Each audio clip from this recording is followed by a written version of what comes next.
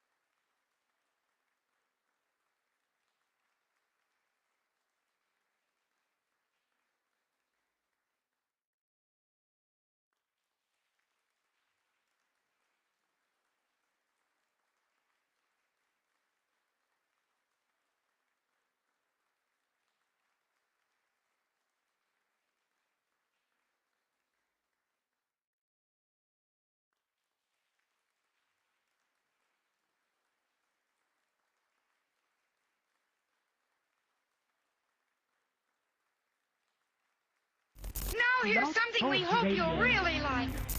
It's time for Planet Green. We have launched. We have completely launched. We've started the show, and it is Planet Green Cheese. We're about to embark 2 hours of medical marijuana and marijuana reform in Michigan. We're traveling through a dimension both of sound and ideas. We're at a place where the mind can comprehend and devise a wireless transmitter. Measure time and light. Astonishing? Perhaps. But you can find it in a place that's known as... Planet Green Trees. Attention, ladies and gentlemen. The Planet Green Trees show is underway with your host, attorney Michael Komorn.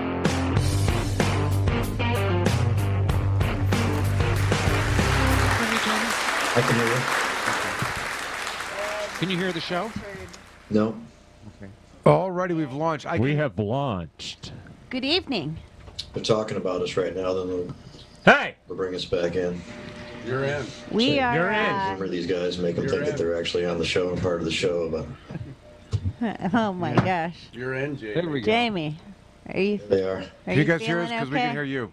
Are you all We right heard all tonight, of that. buddy? Every Is bit your of it. hat too tight? This was a rough You start. have to say for yourself. Can't we Jamie. just mute them? I think we need to Yeah, start over. That was Justin. bad. It was really bad. What are you doing, Justin? Healthy box. Our Zoom crashed like right. Justin!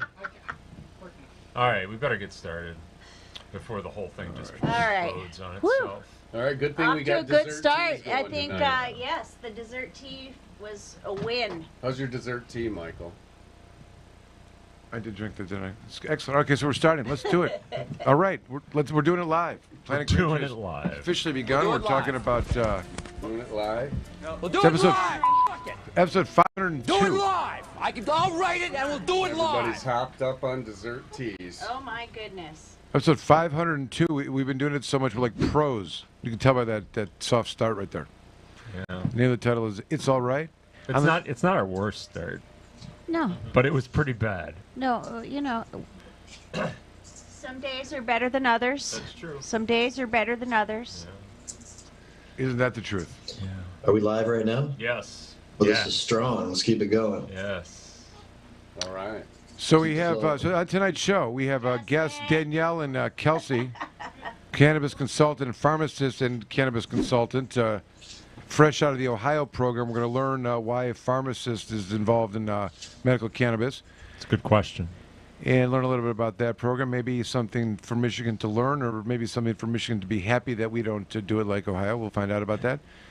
We're going to talk about the epic case of Michael Thue, Komorn Law, Right on. and groundbreaking opinion that affected a lot of people throughout the state of Michigan. Very proud to discuss It's a this big and deal. have Michael Thue on. Yes. There's rumors that Neil Rockind, the Rockweiler, is going to Maybe, join us and maybe not. offer Some discussion. some discussion on that and get his take on the interpretation of the law and how far it actually extends. Yeah. And Adam Brook, Mr. Hashbash, may be calling. Is that right? Oh, Always good to have him on. Yep. What a right line. We got a after killer lineup Right after today. we have some music.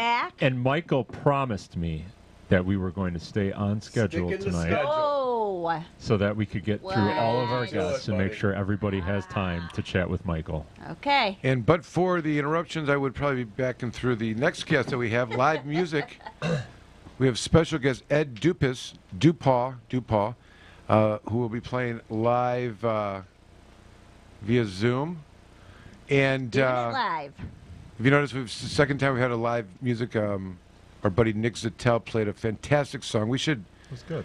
cut that and start releasing some We should. albums, some PGT albums. Yeah. Yeah, what? Yeah. That would be good. So- We could do a whole album if we had. We could do several a year if we had someone every week. We could Yeah, even use it as the somebody- intro and outro, because I've been threatening to play some music and nobody wants that. That's not going to be. We could put the Dirty Dan song on that LP. Like I said, we Oh should. yeah, that would be track one, buddy. All right, so here are the other topics. We may rant a little bit. We're going to talk about the Court of Appeals saying that it's okay for medical marijuana patients to use their medical cannabis on probation. Michigan company aims to make cannabis industry more fair for all. We'll find out whatever that means. Michigan's marijuana industry surpasses Oregon in cannabis job. Boom. Some report says Michigan cannabis sales increased 7% in January to 108 million, putting to rest the That means it's over $1 billion a year. The, Boom. The hit piece on caregivers recently suggesting that sales were down. Oh. Yeah. Huh. Cannabis in Metro Detroit, how the marijuana industry is taking root in the suburbs. That could also be identified as, will there be a lawsuit regarding the social equity program and I mean, legacy requirements for the recreational use? And the Michael Thue case is also yeah, on this topic. I think it's a good one too. it is a good story. Yeah. All right, so let's go around the room here. I didn't really prepare a specific question. One may come to me as we're going through this, but Well, let's just get through it. We got a lot of guests. We got a lot, tonight. and we're gonna stay on schedule. okay. Let's introduce everybody. We got Tommy, Justin, and Dan in the dirty bunker. It's Dirty Dan Bunker. Dirty. Just the dirty bunker. He's dirtied up the bunker. And next we have Jim Powers. Good evening, everybody. Good to be here. Looking forward to the show. Moving around the horn here. Look at them. Ever to Tinker to Chance from the elevation station. Batting second. 997% on base percentage. That sounds pretty high. It's pretty high. Sounds pretty high and pretty accurate. Like Ricky Henderson stats, you know. I'm talking about. Anyone, I know very limited sports data. Just throwing random names out. Please welcome Amanda Jocelyn. Thank you, Michael. Yes, Amanda from the Elevation Station, and I am right here in the Planet Green Trees studio with The all spaceship. you fine folks. It's the spaceship. Thank you. Straight off the tour bus, pulling in, coming in hot. Fly like an eagle. A lot of Marshall amps and synthesizers just crashing in the back of the van. Oh my goodness! My I just dear thought of friend, questions. retired police officer and legendary rock guitarist Steve Miller. I think that I've landed on planet Delta 8 tonight. Oh boy. We tried out some Delta 8, you guys. Let's check the clock so we can get a time frame on the peak we'll see.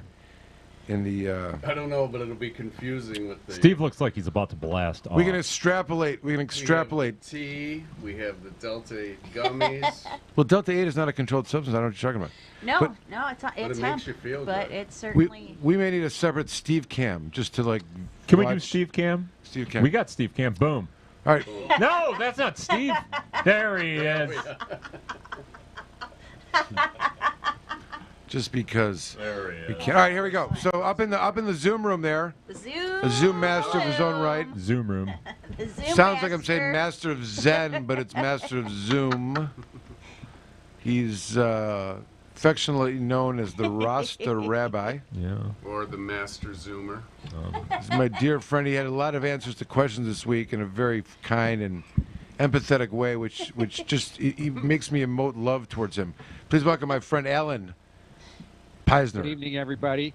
It's a pleasure to be aboard the Planet Green Tree spaceship flying overhead, giving you the latest news on medical marijuana. This spaceship flight is sponsored by Komorn Law, which is the best law firm for getting your medical marijuana license, paperwork straightened out, or any issues with medical marijuana. They're also very good for criminal defense, so if you have any issues with the law or marijuana, don't hesitate to call Komorn Law. They're on the web at www.komornlaw.com, and they have an 800 number, 800-656-3557. Call us up. Boom. Integrity Law. Thank you, Alan. And of course, our dear friend and the person responsible for everything, a podcaster in his own right as well, the Cabbage Cafe. And always glad when he's here to join us and contribute. My dear friend Jamie Lowell. Jamie Lowell. Hello. Man, don't want to sound too critical. I enjoy all of the topics and the guests that I hear about tonight, but the magnitude of what happened with this Michael Thue case is huge, and to give that a little time and energy, I think would be cool. And if it doesn't have much time this week, I would revisit it. No. And I would make sure that we mention how awesome Komorn Law and Michael Thue are for taking on this challenge and being successful, and that the interesting discussion of how this may relate to the MRTMA. Well, we're trying so that we can hear about that a little bit. We're trying to do that. We have Michael Thue scheduled at 9 o'clock, if I'm not mistaken. And we're going to stay on schedule tonight. And we have Neil Rockind also calling in, and he's going to offer his thoughts on that in terms of what if anything. And I've got some insight on that, so we're gonna try to hit it all up. Jamie, I know you guys talked to him at the Cabbage, and the story's been out, but there's a lot to talk about. It's a very it's epic. I don't want to understate it, and I certainly think we should utilize the show to bask in all its glory, to the extent possible. I mean, there's purportedly no concerns that it's going to be appealed, and it's going to be remain the law of the land. We can talk about that though, and we will talk about that because I don't agree with you on the appeal. Okay.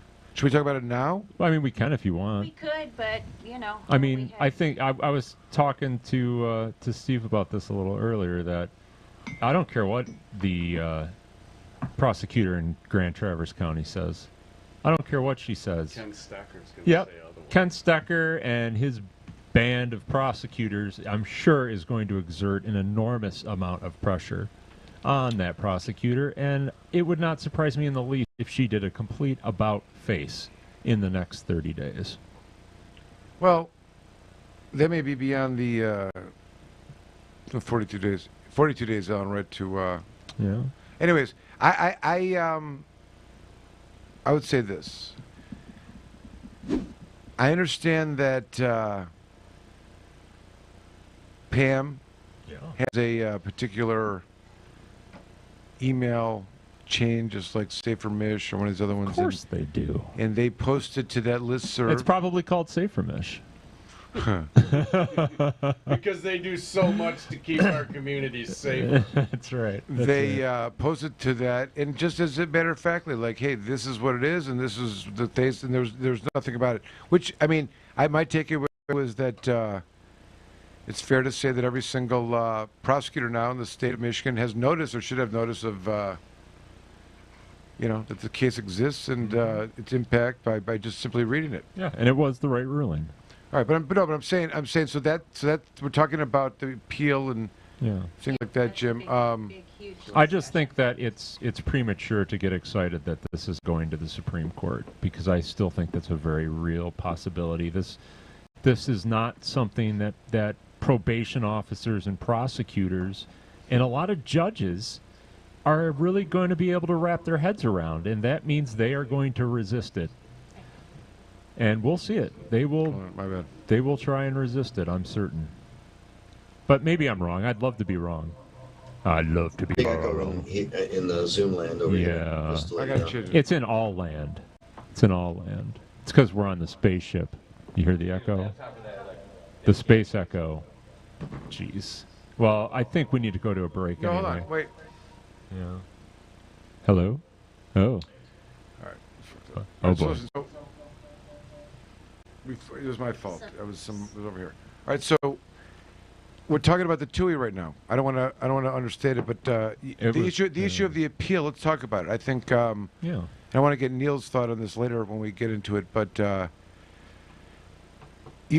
comments were she didn't necessarily love the outcome of the opinion, but she couldn't disagree with the logic. Yeah, she said the logic was sound. So.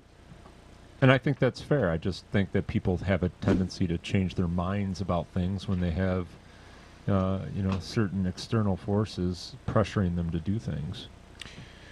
Question in my mind is, why did it take 13 years for the courts to realize no penalty means no punishment? Well, that's the irritating part of it, for sure. I mean, that was my comment that. Just so everybody understands this language that they relied upon. It wasn't like birthed out of the MMA yesterday. No, it's been there. It's been there since 2008. And it's just taken this long. But I don't know, Jim, that there would be an appeal. I just don't. I think it's too sound and it's too meaningful. There's too much laid out there. I agree with you. I think that there may be a desire amongst the district court judges who are hurting right now, that the idea of not testing for this or violating people, knowing that it's a broken system, I think that for those reasons you may see a desire to want to amend some probationary thing, right? Yeah, maybe. I don't know if they can do that. I think they'd almost have to, if they create some other statute. That's not the first step, though. All right, but what I'm saying is this: whether they appeal or not is one thing. I think it's. I have reason to believe. I've got a couple feelers out. None of it's guaranteed, and I don't know what the word is on the street. What they're talking about, the impact it's going to have. I think at the end of the day, it's the right ruling. It's hard to argue with it. It's like everyone said, it was always been like that, but now they've been forced to accept it. Look, at the end of the day, there's a couple really important, significant things, and I'll repeat them later on. The first was the issue of mootness. Okay. And Alan, I talked to you about this. I had concerns about it. Alan told me I was going to lose, I think.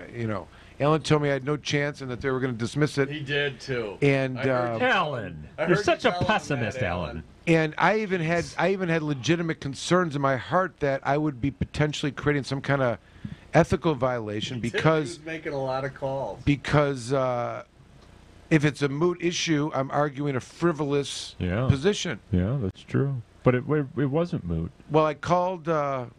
It wasn't moot. I called my lawyer. Yeah. And I talked to my lawyer about it. And it turned out that he referred to this case, this heroic case of a.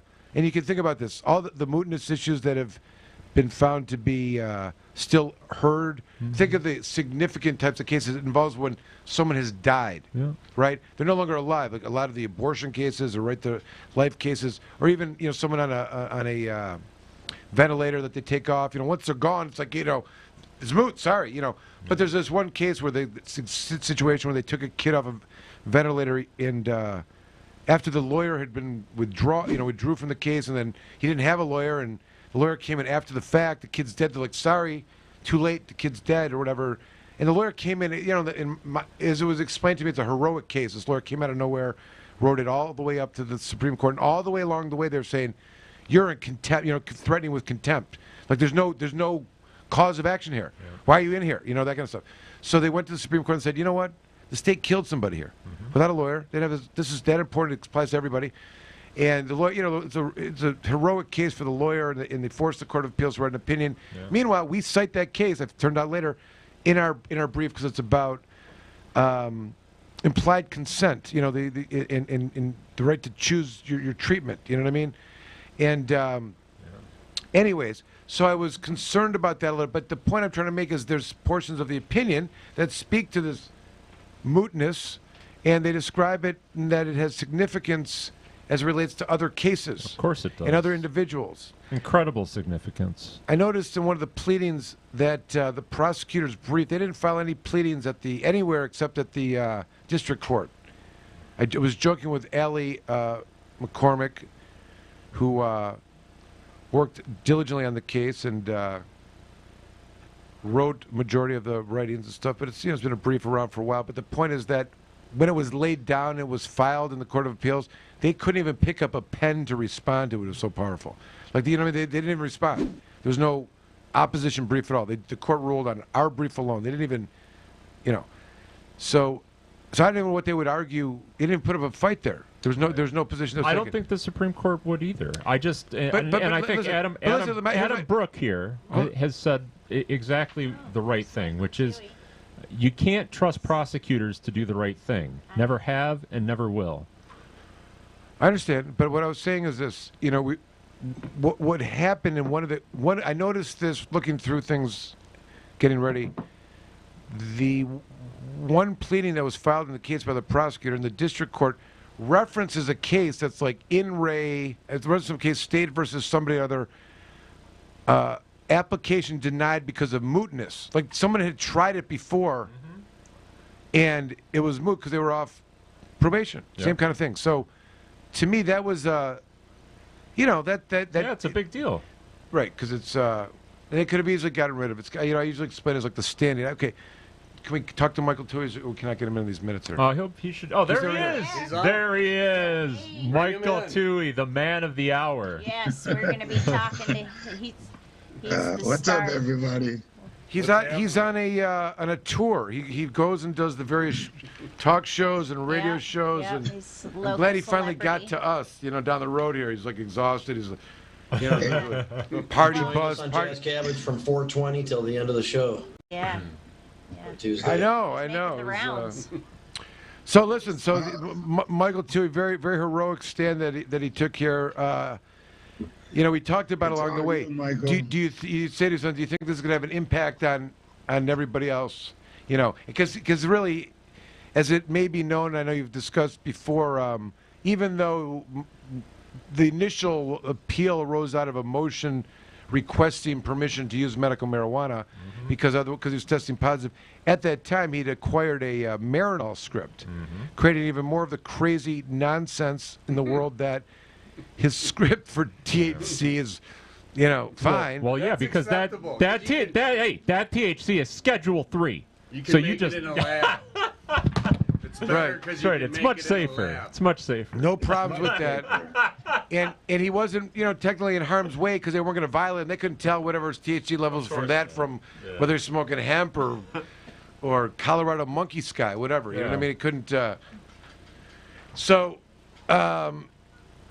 there was not really, but over and over again he would reiterate, I really hope that this can make an impact because that place is brutal, and it is brutal. Because I will tell you that,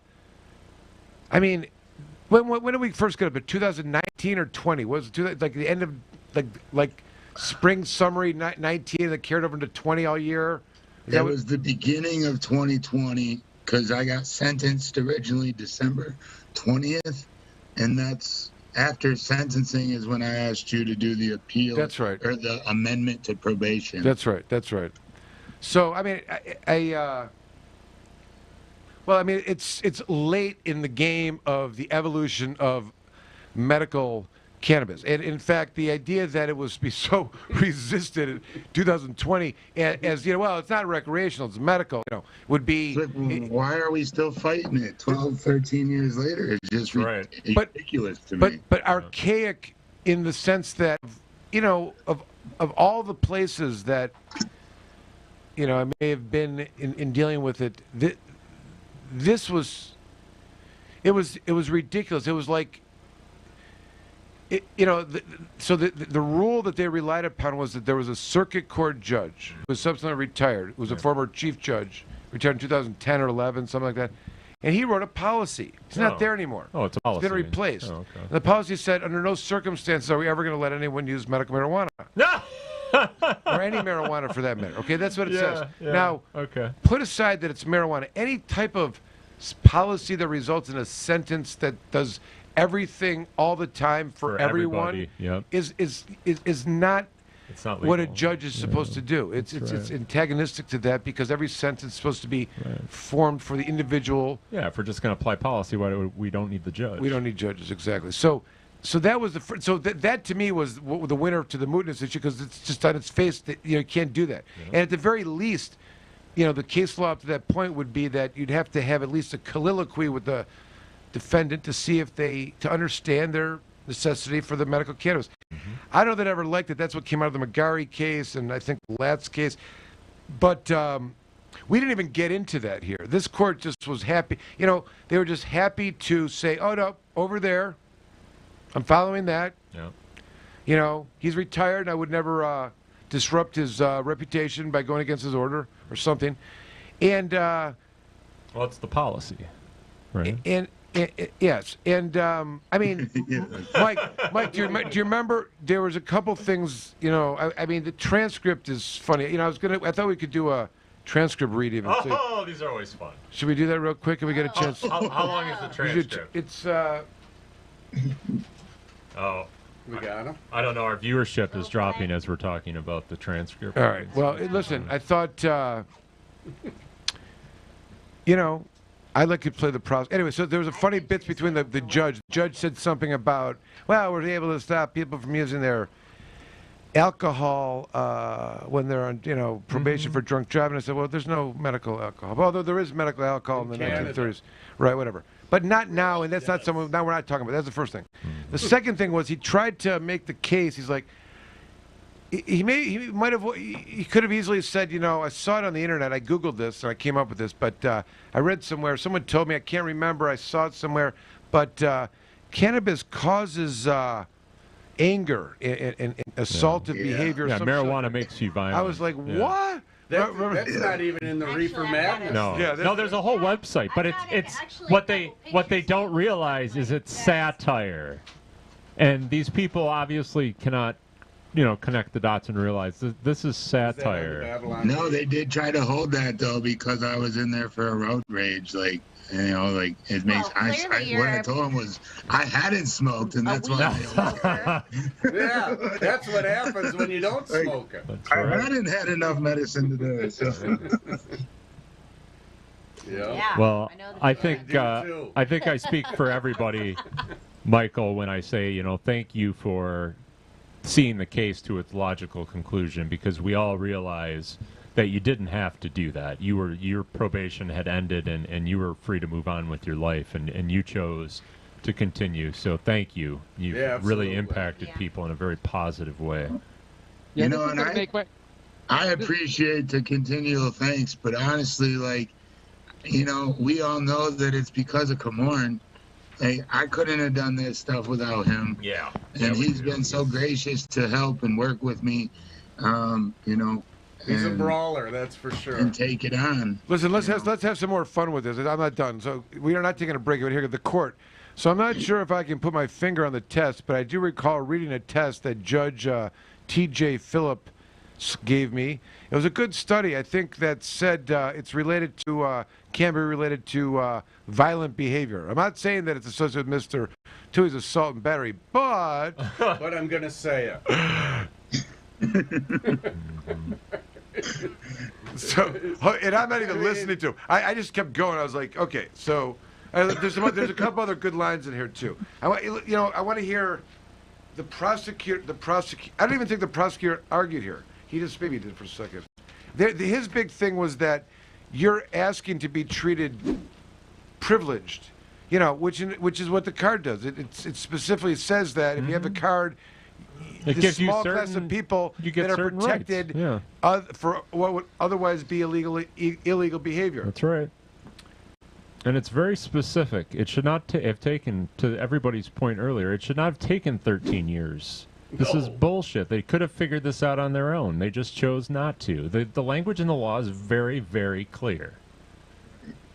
But Plain language, take it as It's it is. very clear that people shouldn't have been getting arrested over and over again all these years, too. People with, That's right. with patient and caregiver cards. That's right. But Hey, yeah. just FYI, some people interested in calling in. If you want Take to calls? a question or Do we two. take calls? Do we take calls or do we? I don't know. Jim? Well, I mean, Tommy? we could do All right. we could do some Who inbound are these zooming. people trying to But call? in order to do that, we got to take a break. Okay, and we'll then take I a quick got to break. coordinate with Justin All right, fine. All right. and get him on the ball, Gotta get and then him we in can come schools, back to Jim. Michael Thue, and we can have some people call in and ask questions. Are we on schedule? We're on schedule. All right, let's do it. Good job, We'll be guys. right All right, excellent. We'll be right back. The Planet Green Trees Show. Join the Michigan Medical Marijuana Association today. MichiganMedicalMarijuana.org. The MMMA is focused on the well-being and safety of medical marijuana patients. The MMMA site provides the most comprehensive and up-to-date news on legal issues, politics, research, cultivation, as well as the various strange products and methods of cannabis use. Come join the discussion with the most knowledgeable and passionate advocates in Michigan today. MichiganMedicalMarijuana.org.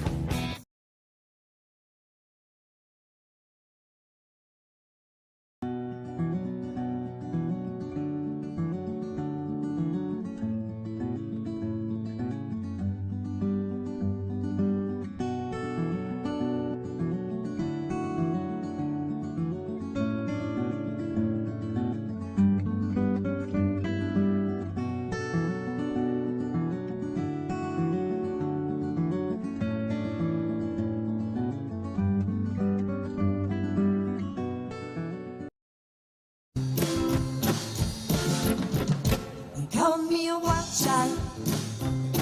I had a look in my eye. Never quite to deny. Oh my God knows I tried. I felt like I was outside, but I never tried to get in. Was a long time coming, but I figured out something. One big family of evolutionaries. Rolling wild daisies with our faces to the sun. We're dancing free.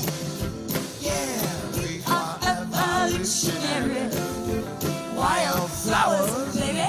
We are different yellow one. We are a colorful garden, a living and loving, growing up wild and teach the long way. Hear them all say, one man's path is another man's trap, and you can't deny that. Hold no fury, no judge in jury. No, we're all trying to make it home. Ain't you glad that we're not alone? One big family of evolutionaries. Rolling wild daisies with our faces to the sun. We're dancing free, free, free. We are evolutionaries. Wildflowers, baby. We are different, yellow one. We are a colorful garden of living and loving. We are a magical garden of living and loving. We are a mad, crazy garden of living and loving.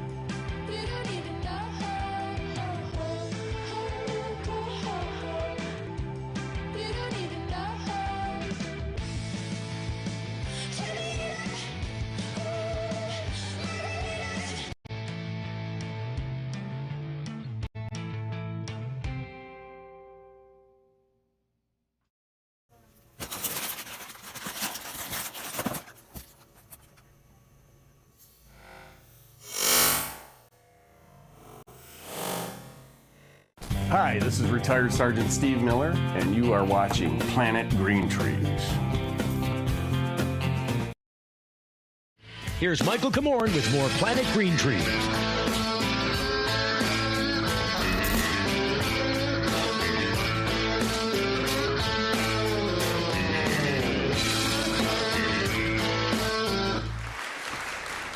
Alrighty, thanks for staying with us. You're listening to Planet Green Trees, episode 502.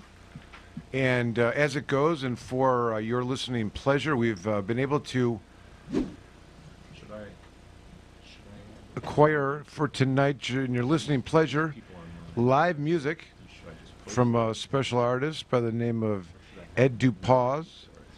And Ed is live here on the Zoom. Ed, where are you playing from for us, if you would? I'm actually on Vancouver Island right now in Canada. Wow, I'm awesome. spending the winter here. That's excellent. All right, what's the name of the song you're going to play for us, and anything that we should know about it beforehand? I think I'll start with a song called "This Old Heart." It was a single I released probably last November, and yeah, just what the thing to know about it was I started writing it in January of 2020, and got about 2/3 of the way done, and then the whole COVID thing washed over the world, and I kind of lost my creative mojo for a few months.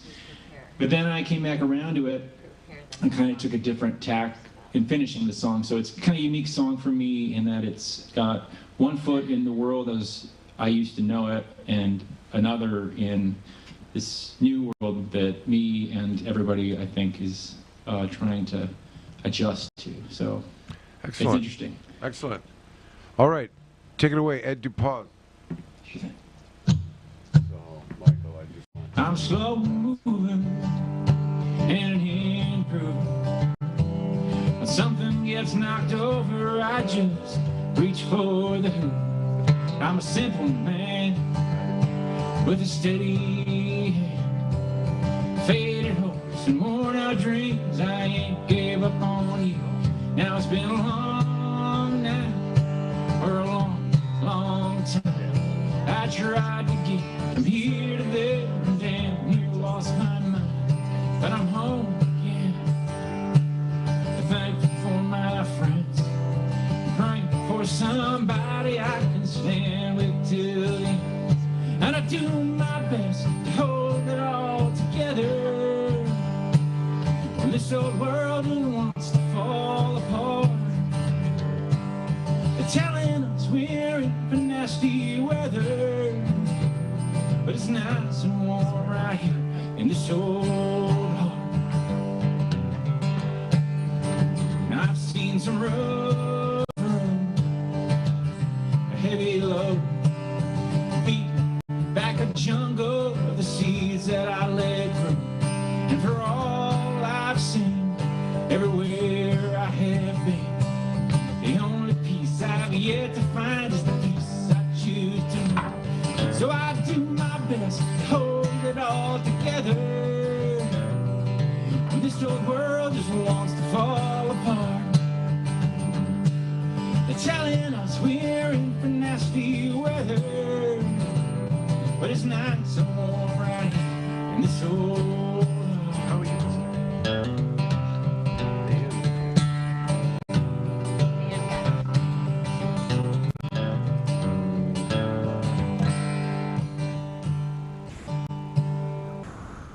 So when darkness calls and nighttime falls, when it seems we've lost our way and the world slows to a crawl, if it feels like the end, well, it's just time to start again. Find hope in one another as we travel around the globe, and do our best to hold it all together when this old world just wants to fall apart. So never mind those changes in the weather, 'cause it's nice and warm right here in this old heart. It's nice and warm right here in this old heart.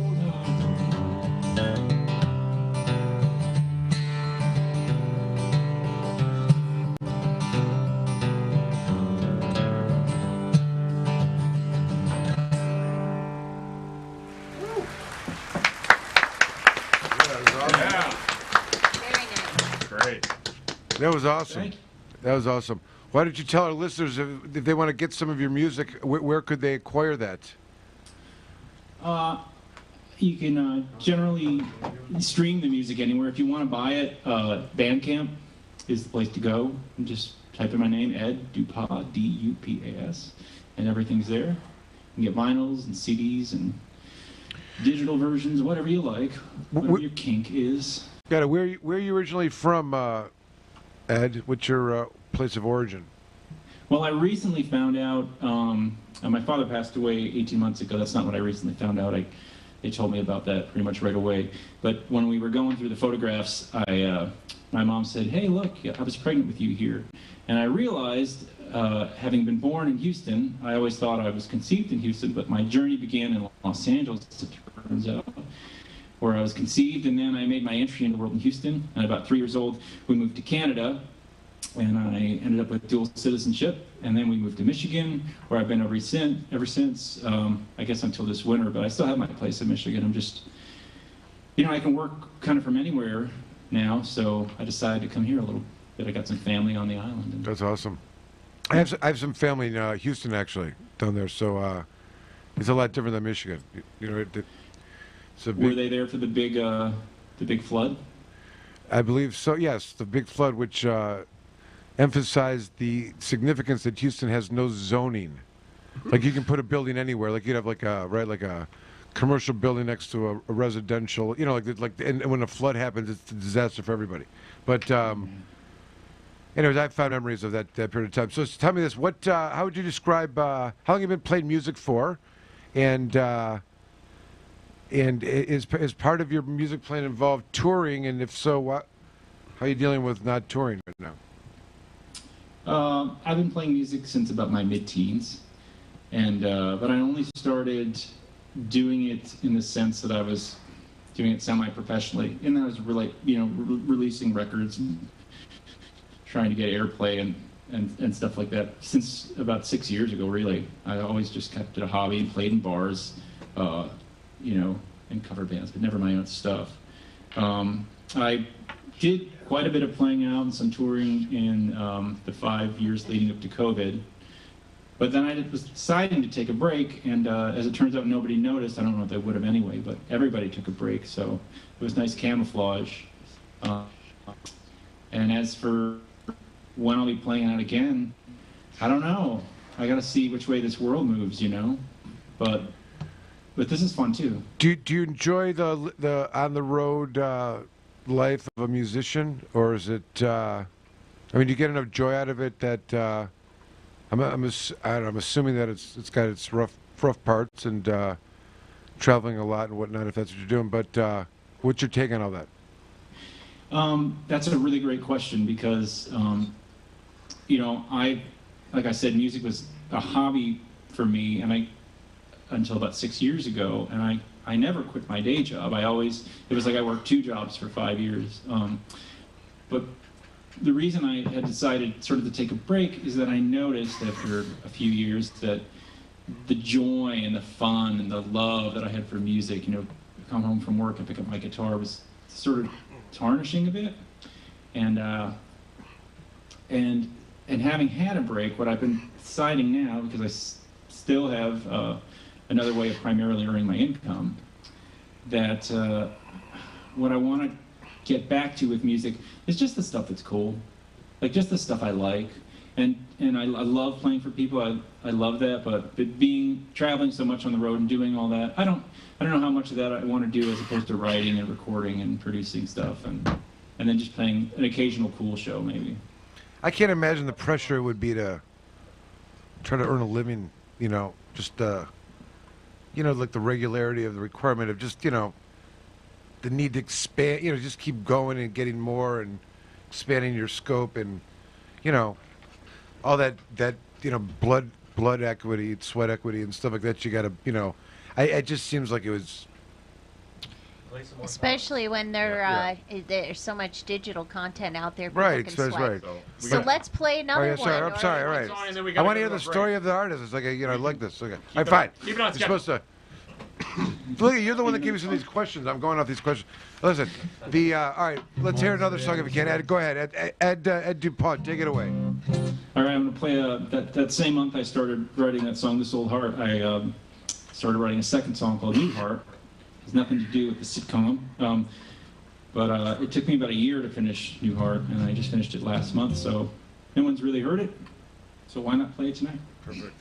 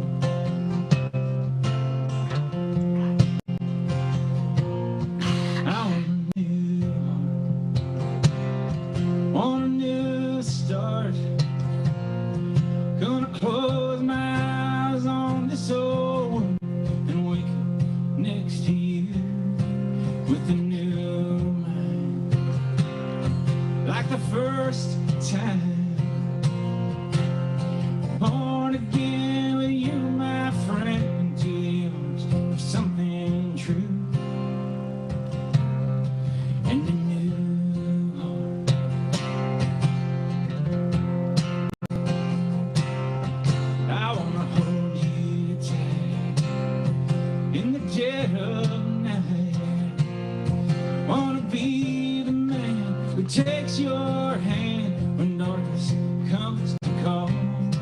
Gonna cling to you like you need me to. Give you all my love and the stars above. Should tears begin to fall. And a new heart.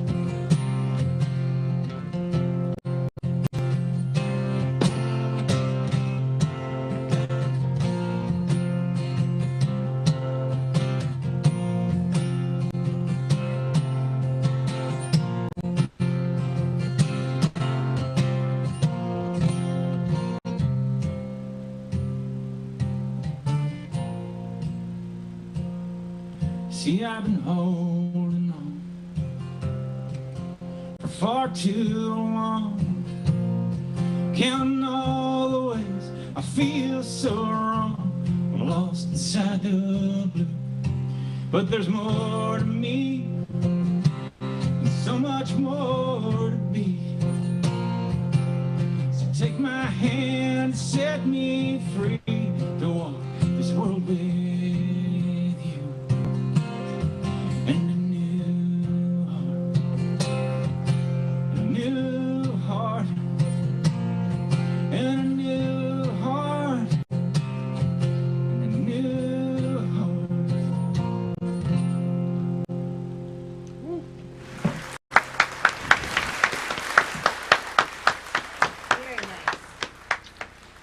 All right, that was awesome. Woo! Ed Du-paw. Excellent. So, I guess we're going to take a break right now. Is that right? We're going to take a quick break. We're going to a break, and we'll be coming back. We're going to come back to Mr. Thue, talk a little bit more to him. I hear Neil Rockind might be calling in, so that might be occurring here shortly. And, of course, we'd love to say thank you so much, Ed Du-paw. That was really wonderful, and appreciate you coming on and playing a couple tunes for us.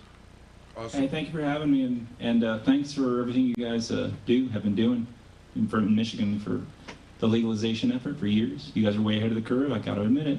Appreciate it. We've all heard of BC Bud, though, right? Yeah, that's right. Yeah, we have. Right. It was good. Give us the down low on that. All right. Legendary. Well, we're going to take a quick break, and we'll be right back. You're listening to Planet Green Trees. All right. The Planet Green Trees Show.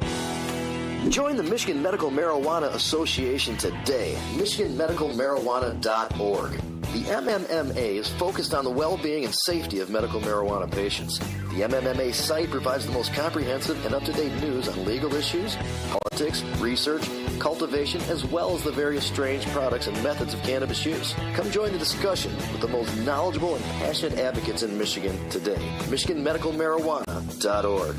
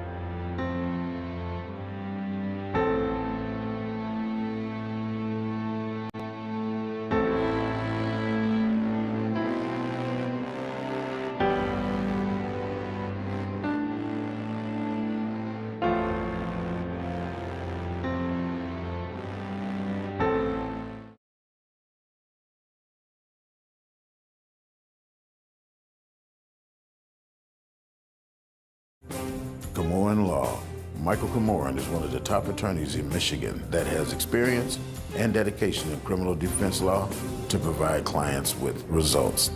Komorn Law, the best damn criminal defense lawyers, period.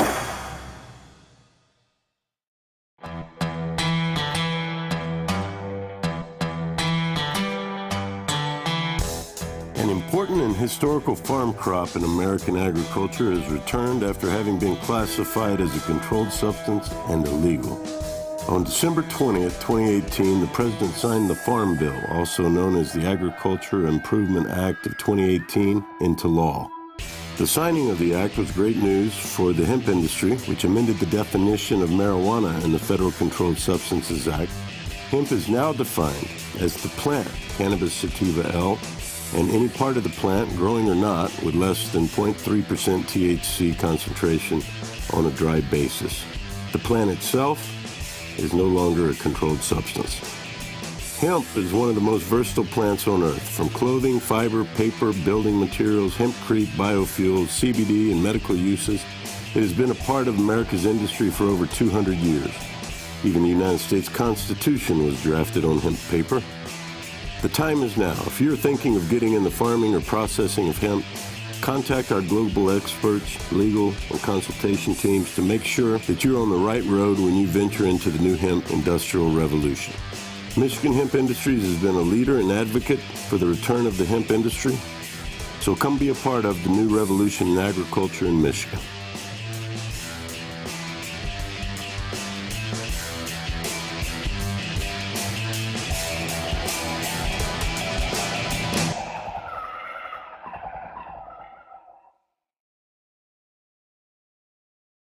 Bill Schuette led the charge against medical marijuana, and even after the will of the voters was decided and the support was enormous, he still continued to fight against the will of the voters, keeping patients from the medicine that they need.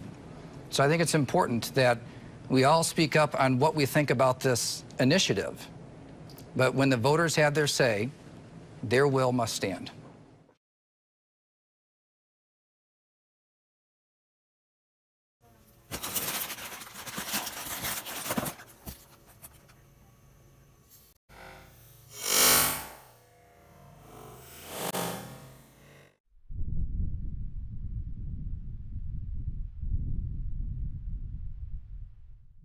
Here's Michael Komorn with more Planet Green Trees.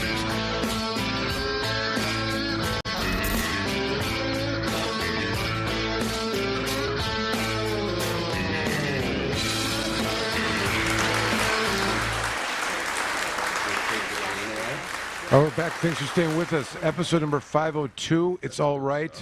Today's date's 2/18/2021, and we just heard from Ed Du-paw, who is staying with us in the Zoom room here, but we are also joined by Mr. Hashbash. What? The one and only Adam Brook. He's here to join us, and Adam's going to share. I'm glad. Good time to call Adam. I want to get your thoughts on this, what I'm calling epic and landmark decision here with the probation protected from the penalties of any kind, which a revocation of probation is a penalty, is no longer allowed after 13 years. What are your thoughts on that? The fellas used to say, well, when I get out of prison, can I get a weed card while I'm on parole? And I used to advise them, it's real simple. All you need to do, call Amanda. Go to your doctor, get a Marinol script, go to your probation officer, tell him to suck your dick. You got a prescription. It's better than a recommendation, and he can't do anything about it. And I was happy to hear the story as told by Michael about the Marinol script, because it's really about playing the game by their rules, and that's what this is all about. You got to beat them at their own game. We beat them at their own game using legislation that we created, and the rule, and it was always written there, and it always said that, and they ignored it. And we finally put it in their face so they couldn't do anything but accept it.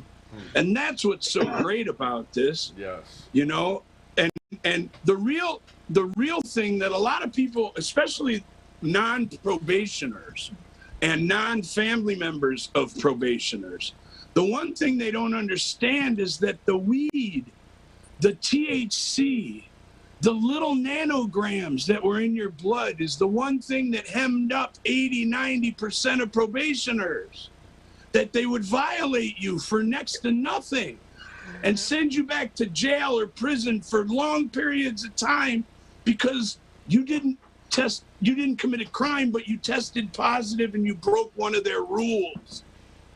And we put them in check. Yeah. Amen.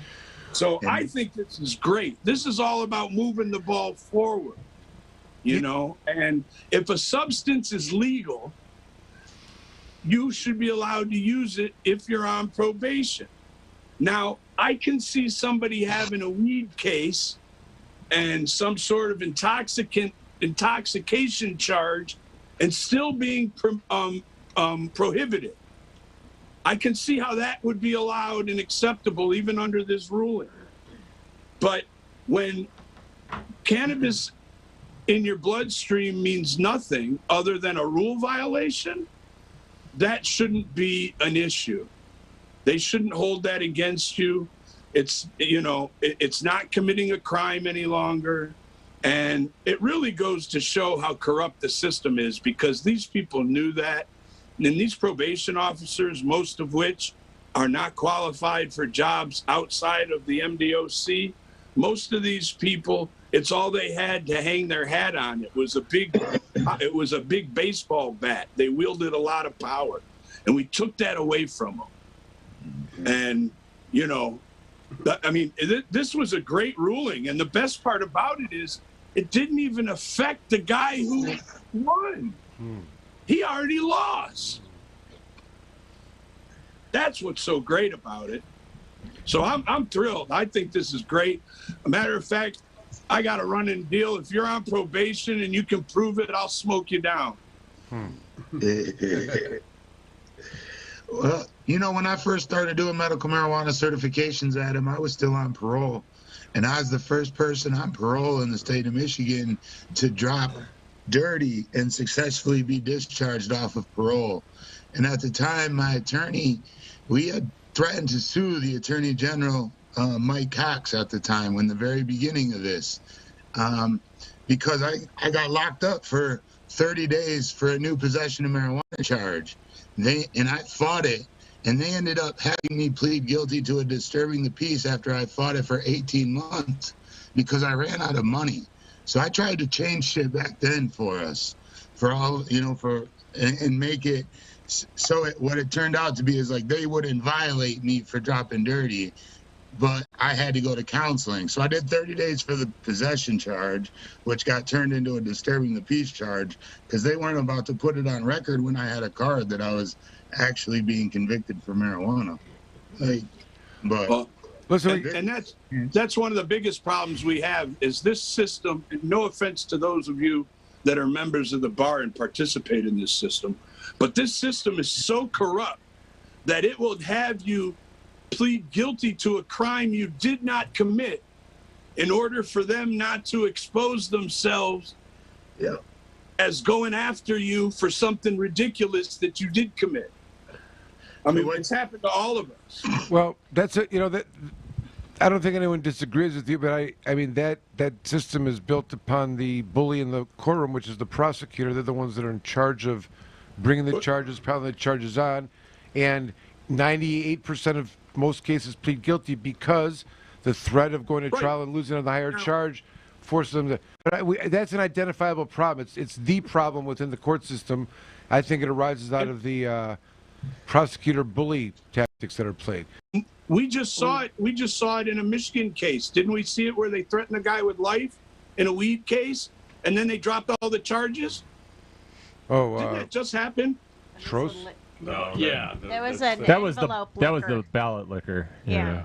Oh, listen, but we have Neil. Hold on. Neil joined us. We have attorney Neil Rockind on. Neil, I'm so glad you're able to join us here.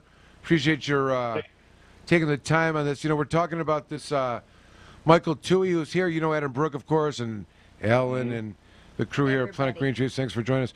Facebook on right now? You guys actually on Facebook right now? We are doing it live, sir. We're doing it live. We'll do it live. Okay. Yep. We'll do it YouTube live. too. Oh yeah. Anyway. It's the only way we roll. So, Not Neil, always, sometimes we were we mix talking it up. about the opinion. We haven't really talked about, first of all, first that Michael, too, we knew, or at some point in time, that his case was going to be moot. We actually chatted a little bit about it.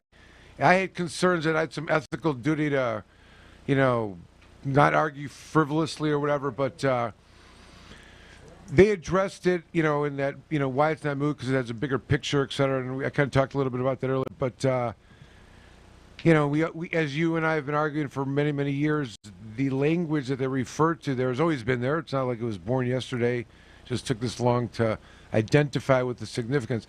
But there's this other interesting discussion floating around there amongst lawyers. And, the suggestion that the same analysis would have to be applied to MRTMA.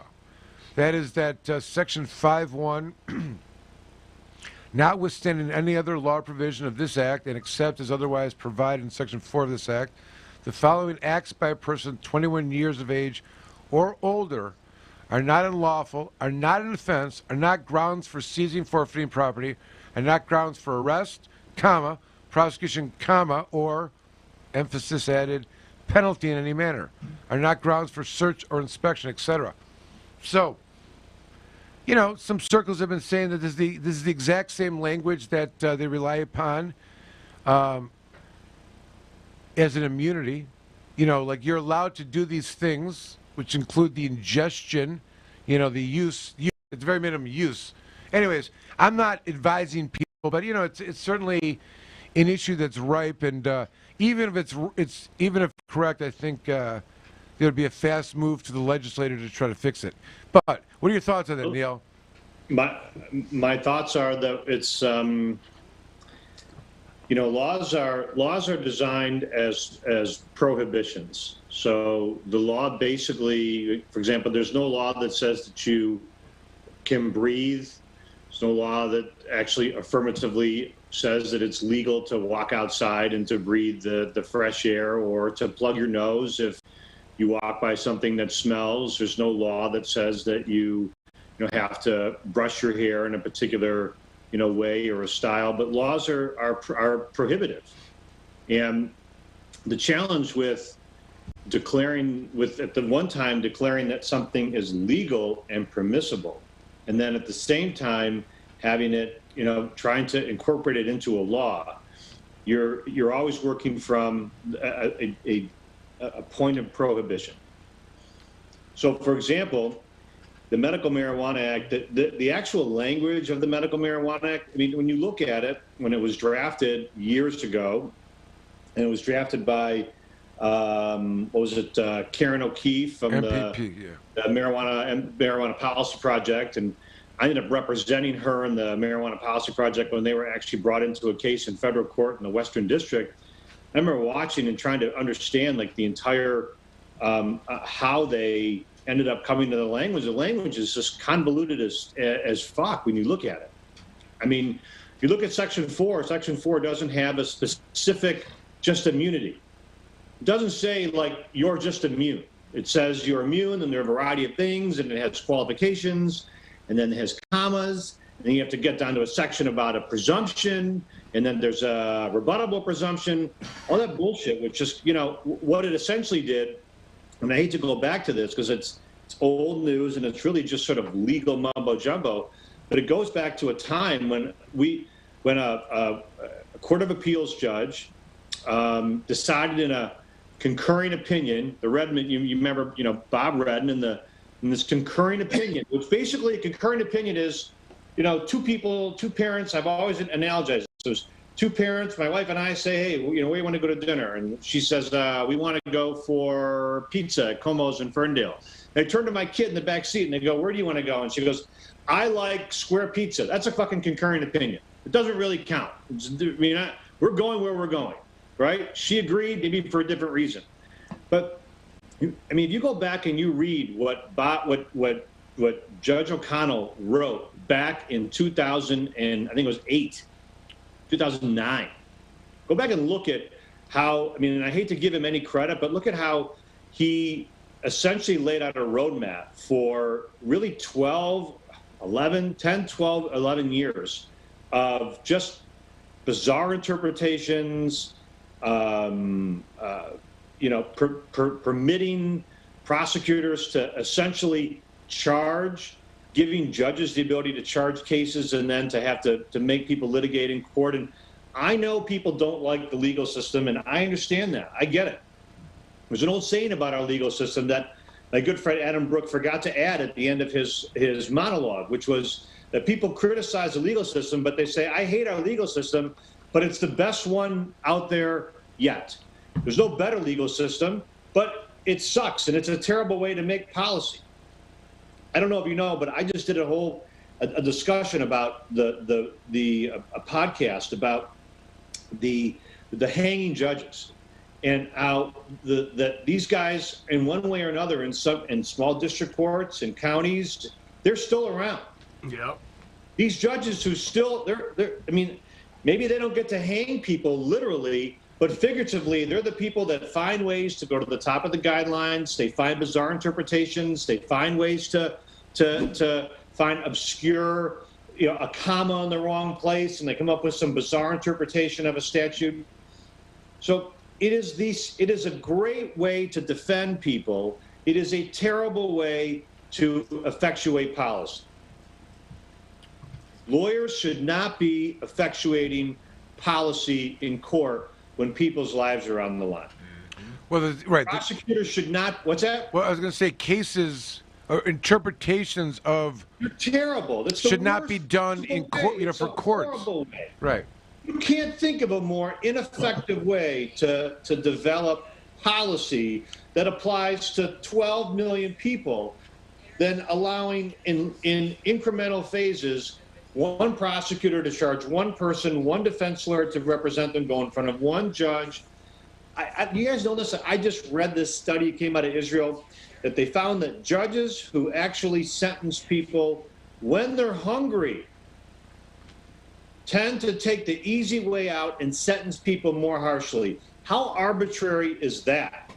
Basically, it means as a lawyer, you got to have a Snickers bar with you whenever you're in front of a judge to make sure the judge isn't hangry before they sentence your client. That's right.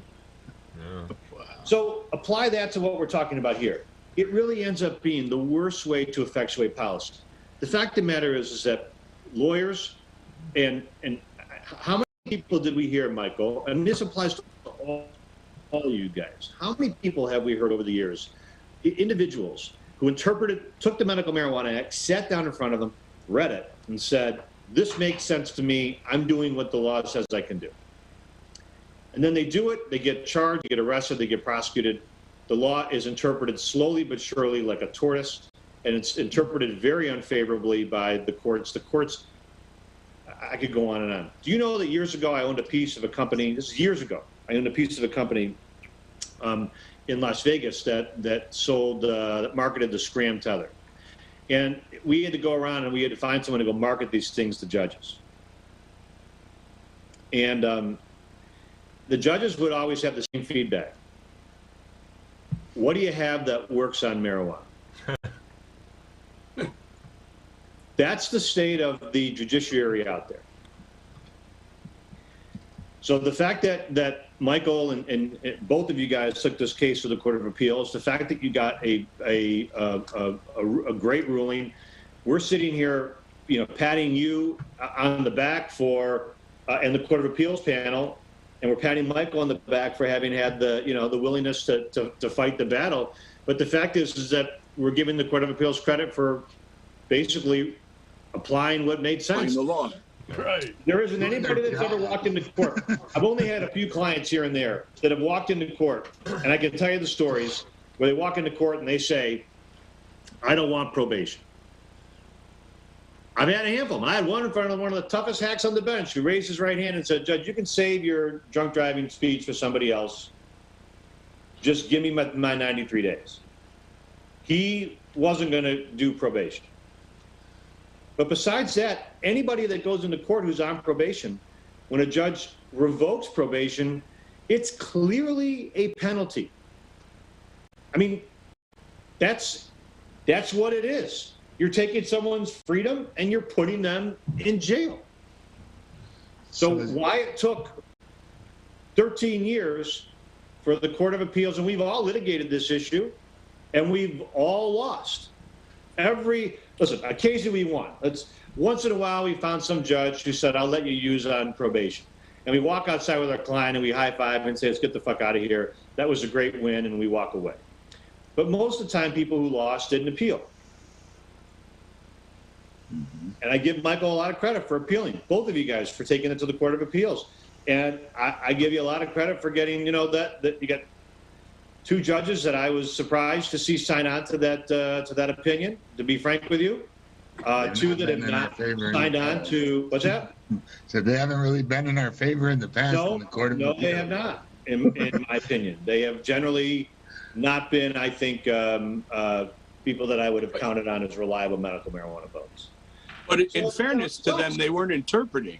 13 years. It's taken 13 years to get to a point to interpret a one line in a one section of a law that reads really clear. So how else could you write it? Remember, Michael, years ago we were talking about how could you write this law different? How could you write it so that there was no ambiguity? The only way to write it so there's no ambiguity would be you'd have to write it and just cut out all of the exceptions and the commas, and you just have to say it is permissible.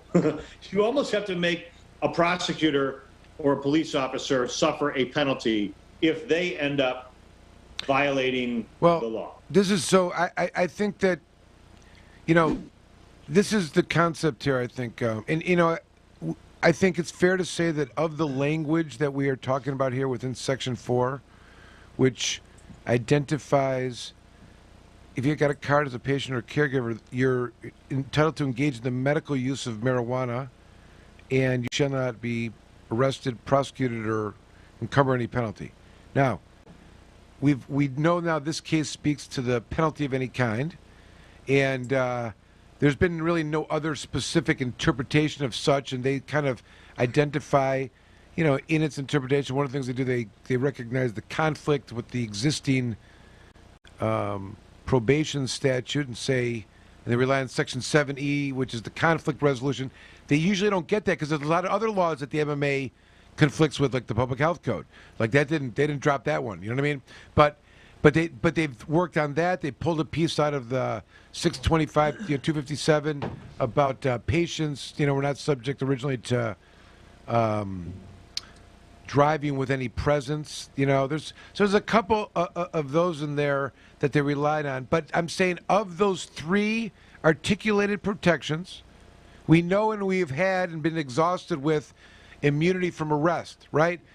Harwick and Tuttle gave us our roadmap of whose burden and how to do it, blah, blah, blah, blah. And now we finally got something here with the penalty of any kind, and it's always been there. It wasn't birthed yesterday. It's been there since 2009. But we now have a specific, recognized, interpretation of its true meaning that has, precedential value. And I say that just for 2 points. One is that we still don't really have one about immunity from arrest. There's never been one, ever. We've never really had that. And they exist all the time in these situations, and maybe one of those will happen. But that is a void. Like, There's never been an immunity from arrest. Right.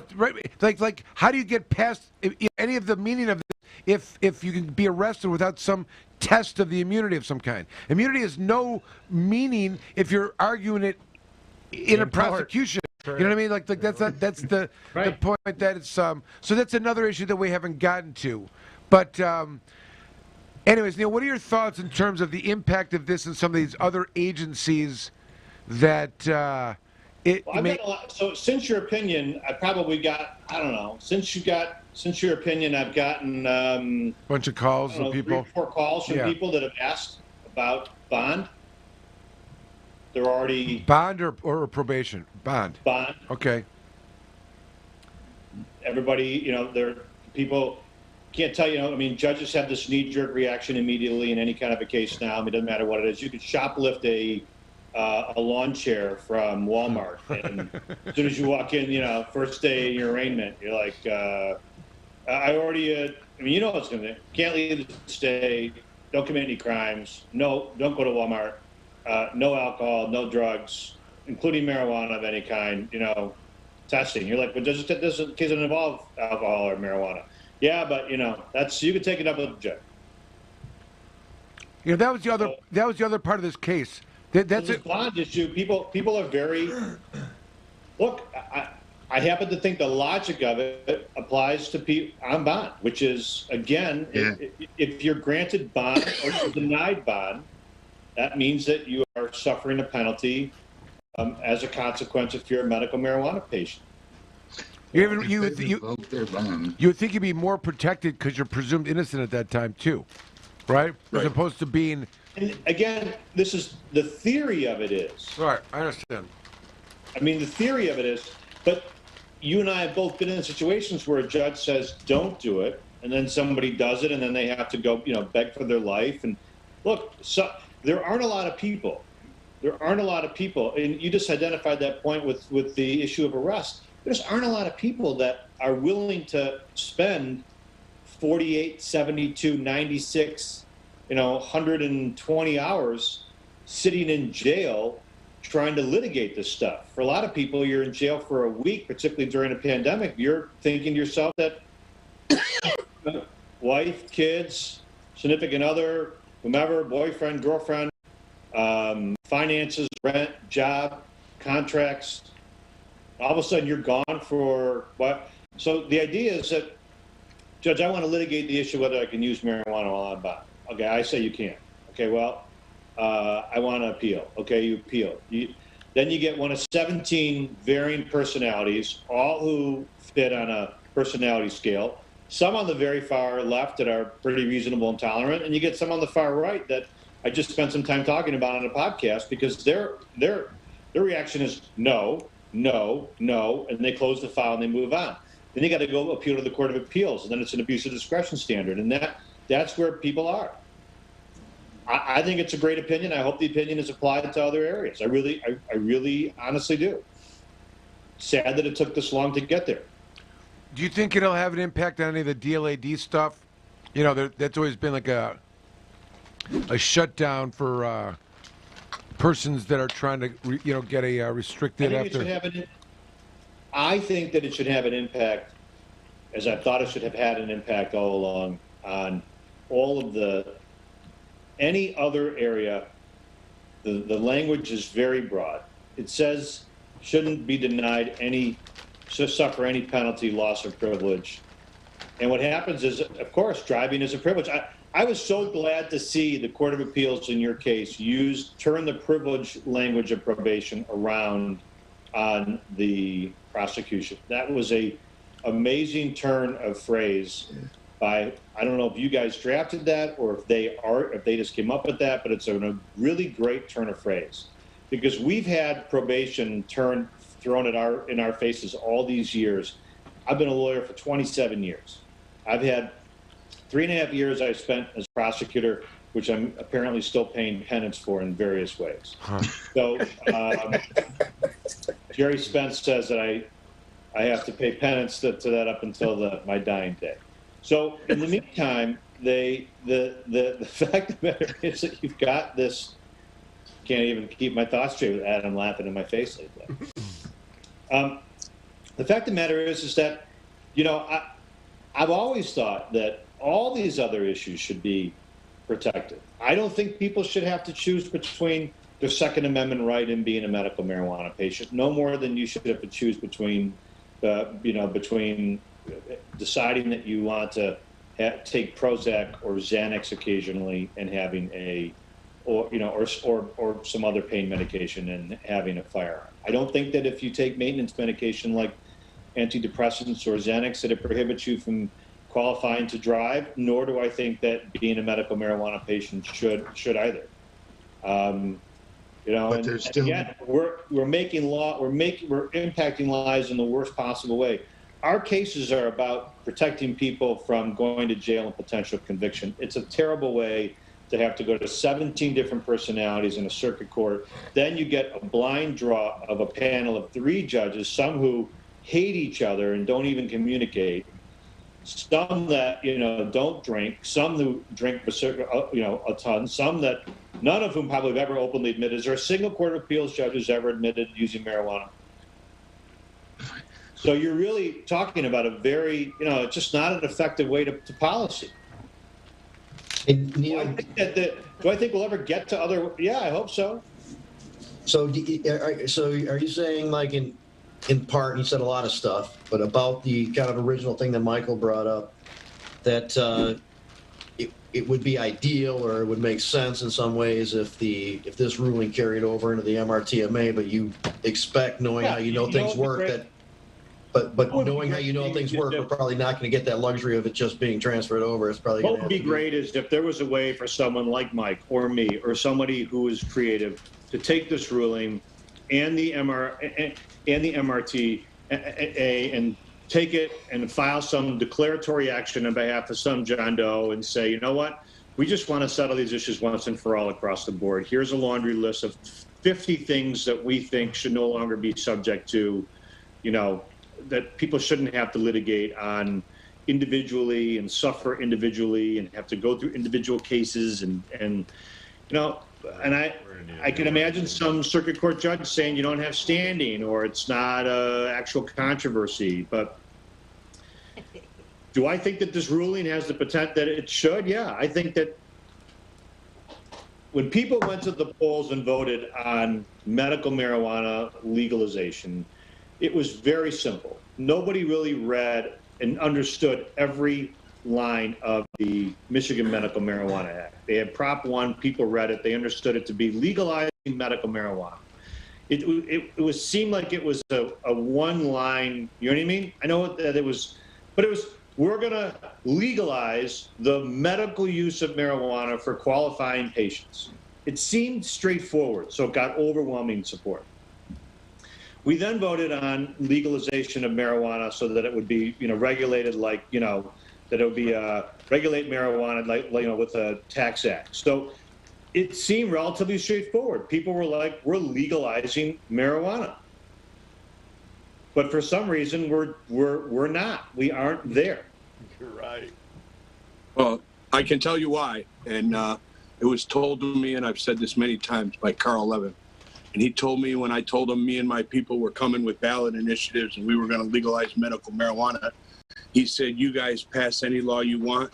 Me and my people write rules and we'll win every time. And that's the biggest problem we have, is that, you know, people who voted went to the polls thinking they were doing one thing, and the people that then created the rules within the state created a system that still held people liable, accountable for things that these people back here voted and thought they had legalized. So it's a very unique situation. We have prosecutors who are who are criminal justice reform prosecutors. They advocate for criminal justice reform. I have a lot of respect for some of the moves that they've made, Jamie, in court, in their policies, in their offices. But the actual application of those policies is tortoise-like. It is slow, meandering, inconsistent. It's not like a blanket. We just took like a roller pin with some paint and just said, I have a marijuana case that emanates out of in Washtenaw County. It seems like it's a case that should fit in that. I've been told it doesn't fit into their policy. I'm still trying to get some clarification as to why. I know Mike and I are involved in another case where that's sort of still an issue we're still trying to deal with. I heard of a facility that was just raided by the Michigan State, you know, they have a new funny name for it. They always have these really bizarre acronyms, but it's now like, was it the street enforcement team or tobacco tax team? And they just took out phrases that they used to use in search warrants. Instead of looking for illegal marijuana sales, now they look for untaxed marijuana sales. And then they and they execute a search warrant in a facility in a middle city, and again, seizing probably $2-3 million of materials. And who's prosecuting that case? I don't know if the Attorney General is. I don't know if it's the local prosecutor's office. Nobody. It's sort of, again, like these cases, and they're still civil forfeiture. That's still happening. I know Michael's seen that. That's still going on. So say it's a smash and grab. Can they actually get a conviction out of anything under the new MRT? Like, it's supposed to be $100 fine if you're if you do something outside of the law. Like, what are they going to do? What could they get a conviction on? They can charge a continuing criminal enterprise by claiming that it's tax crimes, that they're financial crimes. Right. They're going to Al Capone people is what they're going to do. And Al Capone They're the hell out of basically going to get everybody for some sort of tax crime. I'm not trying to point at the boogeyman here, but the reality that's what's coming. The only way to this is just so, Jamie. The fact is that when Michael and I had this one case that we were working on together, and the case, I mean, Mike and I were talking about this. At one time, we had a medical marijuana motion. What else do we have besides that, Mike? We had a marijuana facilities license motion in the case. We had a storage issue. Like, we're literally in court arguing over, I think it was like 30 feet, right? And 3 different laws that are all, 30 and the marijuana legalization. We're arguing medical marijuana. It's either one of these 3. It's either here, or it's here, or it's here. It seems like it would not be a surprise if it does not get recognized for the MRTMA, that it does have to get challenged again, and then it actually loses. Right. And you have 2 different... Yeah. Be a good reason to get your card. Well, if there was some kind of... I mean, this is a question I have that Michael talked about, that he thought that he may actually be... he was concerned with an ethical violation about a frivolous case. What if the prosecutors were held to that same standard? They seem to bring these cases that, if they didn't wear us down and we ended up in front of a jury, they'd almost be laughed at. But it never gets that far. Can I add to that, though, and ask, is there any repercussions? Like, can you actually take now and go back and sue a court for us having to, say, go to the Court of Appeals? Or is there a class action suit or something that can be done, say, to a county that has continued to deny people this or have locked anybody up? Like, I don't know. Is there any repercussions for the people now? Those are fantastic questions. Great questions. I was going to say this. When you start talking about the concept of immunity, it has legal meaning. And I'm fighting this instance in a certain court where a defendant was found and accusers are found immune in the criminal case. So they're immune.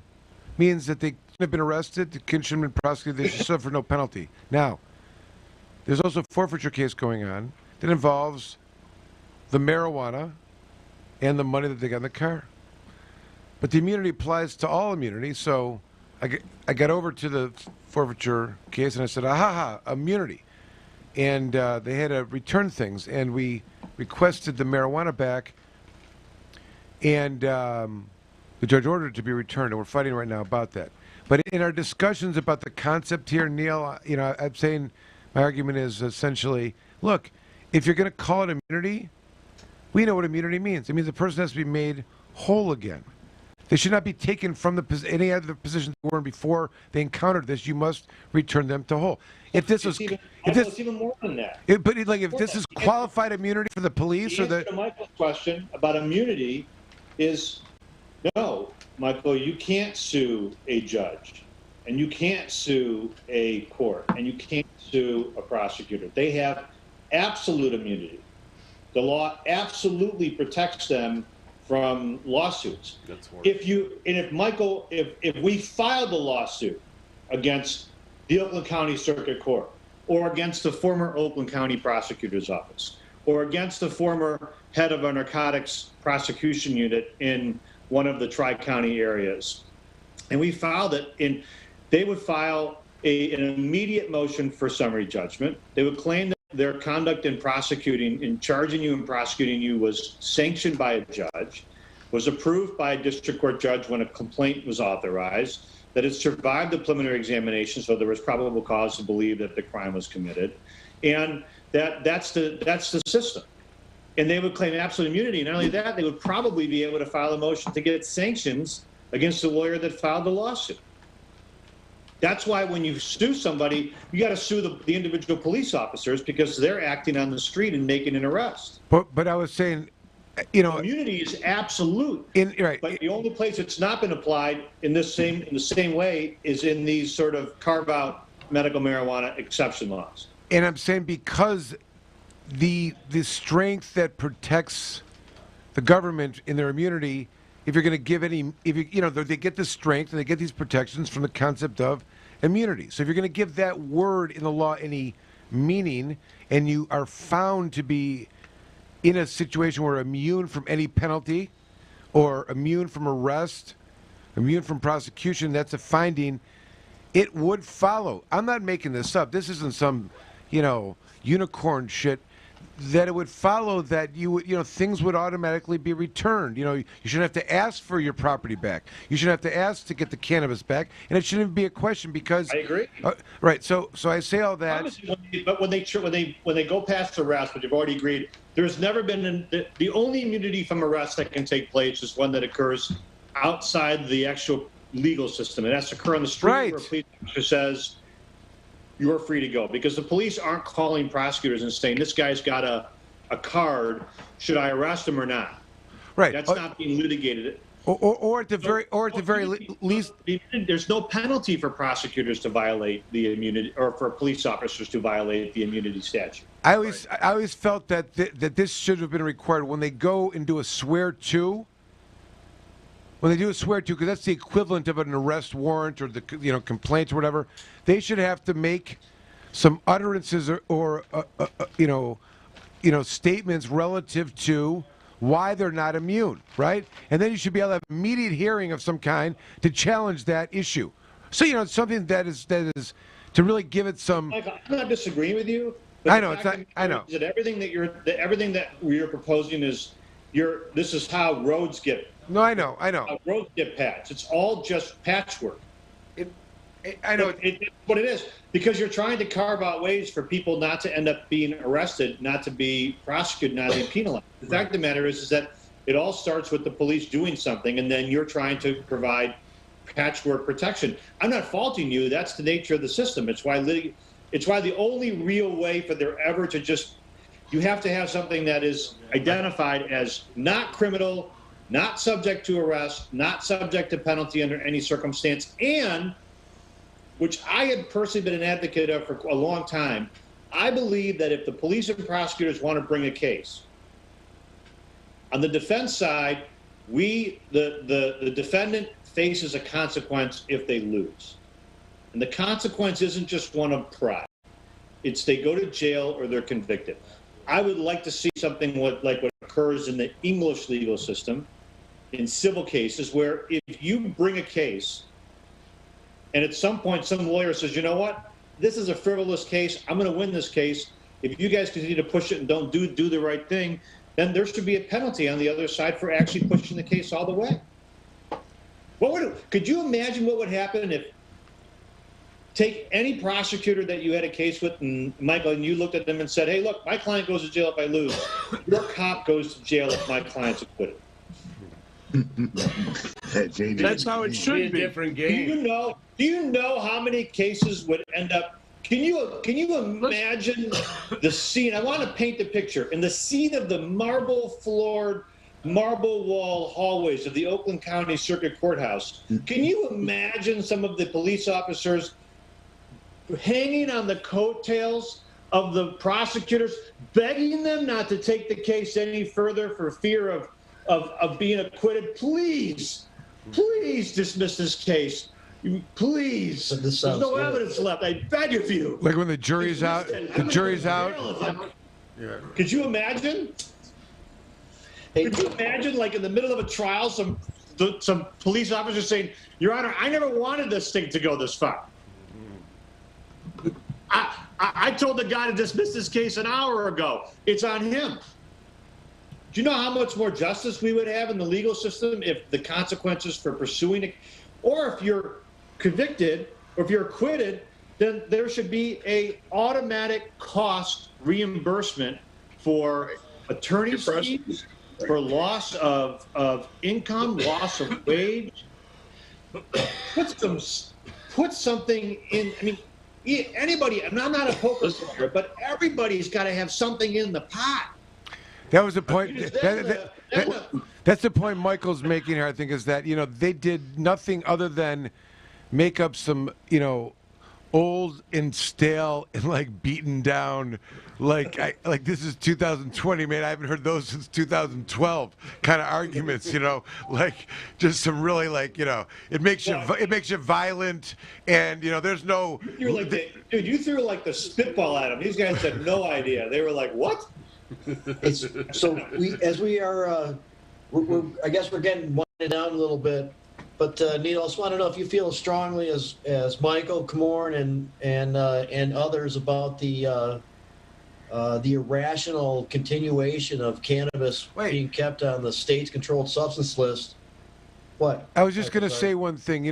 Neil, I think we'll agree with all of the impact of this case, but putting that aside for a second, there's been a huge reduction, generally speaking, of criminalizing cannabis. I'm sure you're, to whatever extent it was part of your practice before, and they're not raiding homes anymore. There's some areas that I think are still, being quote unquote public safety, and there's a lot more of its enforcement stuff, but people who are still involved with the system are getting screwed in courts. I mean, that the so. To answer Jamie's question, I think that I think that the legal system has cannabis is at a point where there have been 3 major pieces of litigation that have been passed, all with the same goal. The idea is to remove cannabis from the legal system. And the legal system, it just has no business in the legal system anymore. And it's too bad there can't just be like a single omnibus filing that just says, look, let's just, once and for all, let's just have it out and get it out of here. Jamie was asking specifically about the current scheduling of Schedule 1 for everybody, Schedule 2 for patients. I don't know, Makes no sense for it to be scheduled. Why is it a Schedule 1 drug? Why is it a schedule anything? So when the Legislative Services Bureau says that it's relied on to be part of the regulatory scheme for it to be there. I mean, that makes no sense. It's like 0 sense. And it makes the whole system. I'm rarely speechless. Years ago, people talked about the military-industrial complex, and there is a judicial-industrial complex, and there is a legislative industrial complex. And whatever, Jamie, and I'm not criticizing you, whatever it was that you just cited, that is a direct product of the legislative, industrial complex. That's somebody interpreted something to say that so someone's getting paid to actually do that. What it means is that I think that it should be taken out of. People can still go to a store and you can buy cigarettes. Cigarettes, I mean, I'm sorry, cigarettes kill people, whether you smoke or not. Cigarettes are dangerous. They are inherently dangerous products. There have been lawsuits over it. How about you can buy cigarettes? Why is a person allowed to walk out of the front of the courthouse and smoke a cigarette, but not are going to be allowed to walk out of the front of the courthouse and smoke a marijuana? You can walk into I agree with that. Walk into a hemp store. Get some and Delta buy 8. some, hemp flour or some hemp gummy bears that have THC in them, trace amounts. Delta 8. In a gas station or at a dispensary. But this is just the fact that we're having this conversation just reveals the absurdity of it all. Yes. So it should no So longer be. absurd. It shouldn't be a schedule. It shouldn't be on a schedule. Look, isn't it the same schedule as fentanyl? That's right. The absurdity is all this time we're still fighting it. You know, after all these years, we're still having these conversations. Like you said, why isn't there something that just ends it all? Like, we pass these laws, we play their system, and then they still don't honor when we beat them at their own game. We've had judges who've ruled that marijuana was no longer on a Schedule I drug. We got that ruling in Oakland County, and then the prosecutor's office immediately appealed and had it reversed before the ink was even dry on the paper. You know, I mean, it doesn't make any sense. I mean, I don't know what to say about it. Every year we have. If you ever tried, I mean, here's the sad thing about. 200 years ago, the idea that being ignorant of the law was no excuse maybe arguably made sense because there were going back to biblical times, there were like 10 laws. Then we Jews added a bunch. We then added like another 620 rules to 10 commandments, but there were like 631. You can kind of figure out what they were. Basically, they're don't hurt somebody else. You know what I mean? Don't take shit that's not yours. It's borrowing from George Carlin. Basically, it's like, when I wrap it up into one, do good is basically what the rule was. But don't hurt anybody else, and don't take shit that doesn't belong to you. That was the old George Carlin skit. You know how many laws we have in the books now? Millions. A lot. I mean, and these guys, they passed thousands upon thousands upon thousands of bills. Did you read the DUI expungement law? It seems like it should be so simple. If you had a prior DUI and you don't have any other DUIs, you could seek to have your one DUI expunged. But they got 2 acts and it takes up like 12 pages because, someone's got to write the particular language. These guys, all they do is just generate shit. And they know that their shit takes forever to enact, that just like the expungement bill that passed, that it wasn't going to take effect for 2 years. So, Jamie, what do you think? Should it still be legal? Should it still be on a schedule? I'm sure the answer is no. Right? The answer is no, right? It shouldn't be on a federal schedule. And I'm sure the answer, you agree with that, is no. And you got 51, and there's going to be a major confrontation if you ask me, it's going to be a major confrontation federally because you've got 51. The Senate, the House has already voted in favor of it and is going to vote in favor of it again. And the Senate has got 51 that will, arguably, you got maybe 50 Dems that will vote for it. And you got Joe Manchin, whatever he is. And they got a filibuster. So they're going to try to filibuster so there's going to be a battle. So stupid. By the way, I have to say this. Anybody follow the Ted Cruz news today? Yeah. Oh, sure. Yeah. This little trip You to can't go Cancun. on Twitter without fucking reading about Ted Cruz. He went to Cancun while his cruising state is to under ice. Cancun. Classy cruise. Classy. No The best part is the video of him walking back through the airport on his way home wearing the Texas flag as a mask, which wasn't wearing when he left. There's an old joke No, about he Ted wasn't. Cruz in Washington. They say, why does it take everybody, why does everybody immediately dislike Ted Cruz? And they're like, because you don't want to waste any time. So it's so dislikable. But anyway, he's one of the guys you got to contend with. These are the people you got to contend with. Did you see that Mike Sharkey's? Did you guys read that? Yeah, that's crazy deal. What do you do? That his wasn't it his assistant just joined the Attorney General's office or something, right? Yeah. True. Sure. Shirky. Sure. Shirky? Yeah, what about Yeah, it said that the insurrection was a hoax. Right. He had a hot mic problem. the U.S. Attorney's Office or Hot the mic. AG? Uh-oh. Yeah, seems like people have the hot mic problem a lot lately. I'm not sure why that is. The AG I think office? yeah. The AG. Like Dana Nessel. He's a good reason why gerrymandering needs to end. There's the fact of the matter is that at some point, after all the patchwork, someone is just going to pass an act that removes it from schedules. One day. Well, I think that. Then what are you going to do? Well, I think that's what's holding the feds up. The feds are asking themselves that question. If we deschedule, then we have all these other laws that we then have to go and literally rewrite. And as you pointed out, there's thousands of them. Well, look at there's nothing worse than the conflict. There's nothing worse than the conflict between federal law and state law. It really is absurd. Like Howard Woolridge, a local prosecutor sitting here, a city attorney, part-time prosecutor, sitting there and telling me, "Well, your client can't do it because it's a violation of federal law." And I'm like, "Well, who's authorized you to prosecute any federal statute?"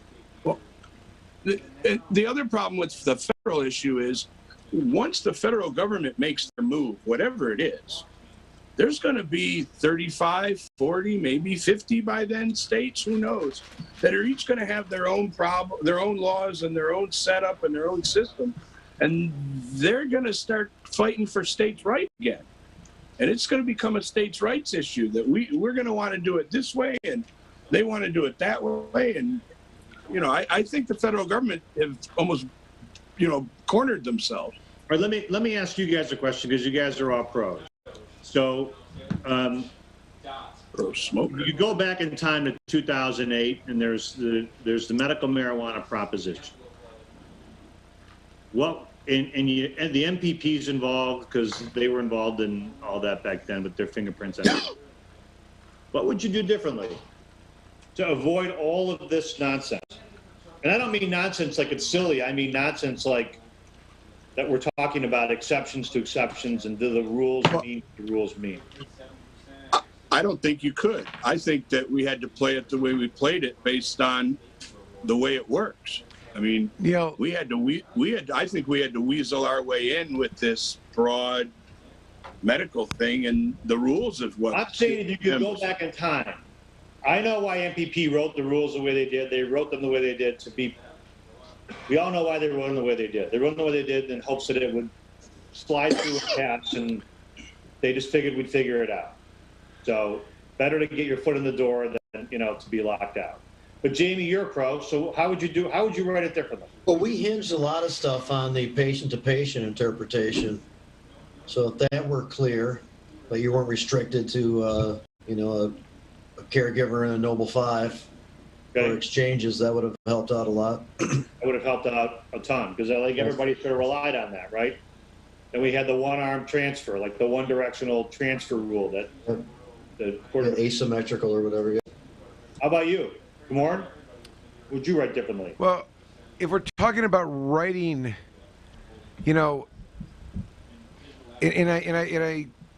back to the idea that it's category of Schedule 1 is what has allowed for the brutality to exist like it has. The forfeiture was because it was Schedule 1. To get into the car, get into a house is because it's Schedule 1. It's contraband per se. Yet, first line of the act, the preamble's like, state of Michigan declares that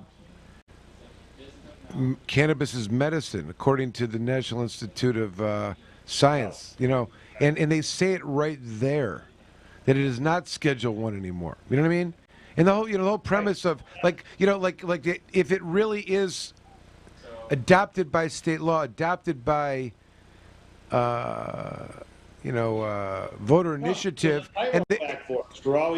it was like a tightrope over lava. If you somehow slipped off of the tightrope, you fell into the public health code lava pit. I understand, but I think that can only happen if cannabis is Schedule 1. You see what I'm saying? I think there was too much. See, you can't have both. You cannot treat it as something that is the most dangerous, addictive, and mental health issues, and also say that it's medicine. Those two things can't exist in the same world, and even it's for just a certain class of individuals. So it should have. Quaaludes, I understand, disagree, by the way, but that was before my time. What's that? People who used Quaaludes back in the day disagree, but that was Wolf of Wall Street shit. That was before my time. I understand. But you know, I'm saying to you that I got to laugh a Miller over there, but you know the. So I'm saying to you, like, I don't know, or I think the other issue was that for some reason. First of all, I mean, when I think about the brutality of shit that went on, like, I would have never expected that. Like, they did whatever they're doing, the SWAT shit, you know, and they did that and they said, okay, we're just going to go do it over here to these people. This new law came out. We're going to start fucking just, you know, SWAT raids and fucking guns and fucking boots and helmets and shit, you know, and like, they're just going to start doing that here all the time. Like, it was like a wild ride. They were unstoppable. So what I'm saying is, your opinion that you and Michael got together as though it's like manna from heaven, and the reality is that it is exactly what should have been the rule. Exactly. The whole time. Years ago. But going back, Neil, I'm saying, like, for some reason, you know, it was originally supposed to be managed by the Michigan Department of Community Health. Community health. And then there was a, you know, executive order moving it to Lara. But still, with that being said, the state police for some reason became the monitors of this. That's right. They just kind of anointed themselves. You know what I mean? It could have gone a different way. Think about that. They could have said, you know, patients, caregivers, you know, we have like some other like less invasive group that worked or something, or kind of, you know, more of a, I don't know, like, they turned it into a shit show. You know what I mean? It was cat and mouse, Tom and Jerry. To answer Jamie's question, the reason why I asked that question is because, you know, Berkman has the very same sort of, intention, right? Like, it's intended to basically carve out protections and to learn from mistakes that were learned from the Marijuana Facilities Licensing Act, and learn from mistakes that that were made in the drafting of the Michigan Medical Marijuana Act. But do you think the legal system is really, the police departments and the legal system is capable of not mucking it up? Right. Yeah. You know, like, to take it back, I would say, like, what to change would be people interpreting it with its intention.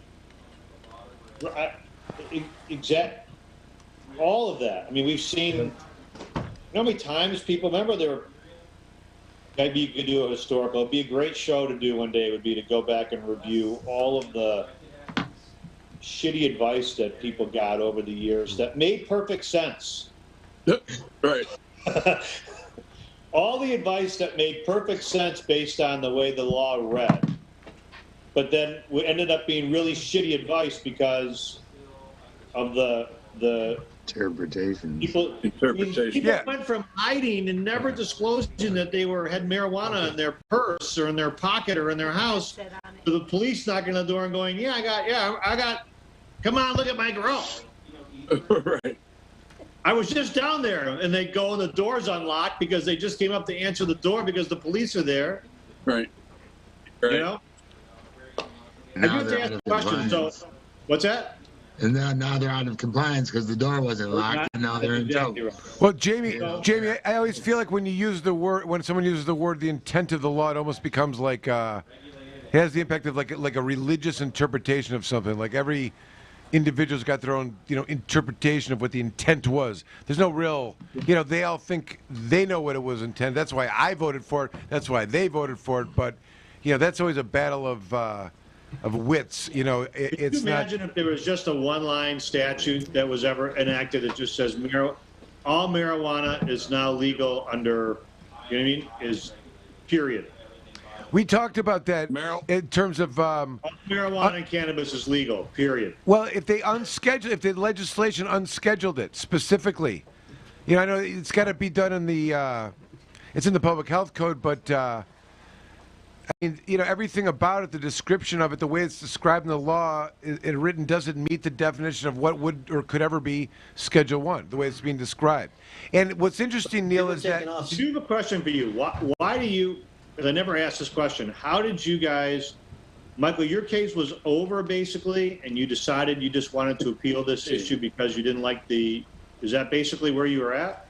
So I had got a Marinol prescription at right after sentencing, because the judge told me, it was in my PSI, it said do 30 days in jail or do a year probation and quit smoking marijuana. So I attacked the judge right at sentencing about marijuana. He's like, why are we talking about marijuana? I said, well, because it says in my PSI, quit smoking marijuana. And I said, you lost that right 12 years ago. You don't get to tell me that anymore. You know, I fought it on parole. So when I got the Marinol prescription, and Michael helped get that approved during my first appeal to amend the terms of my probation. So that's when they officially approved my Marinol, after Michael Komorn went back and argued with the judge for 15 minutes. And back. We filed a motion to amend his conditions of bond.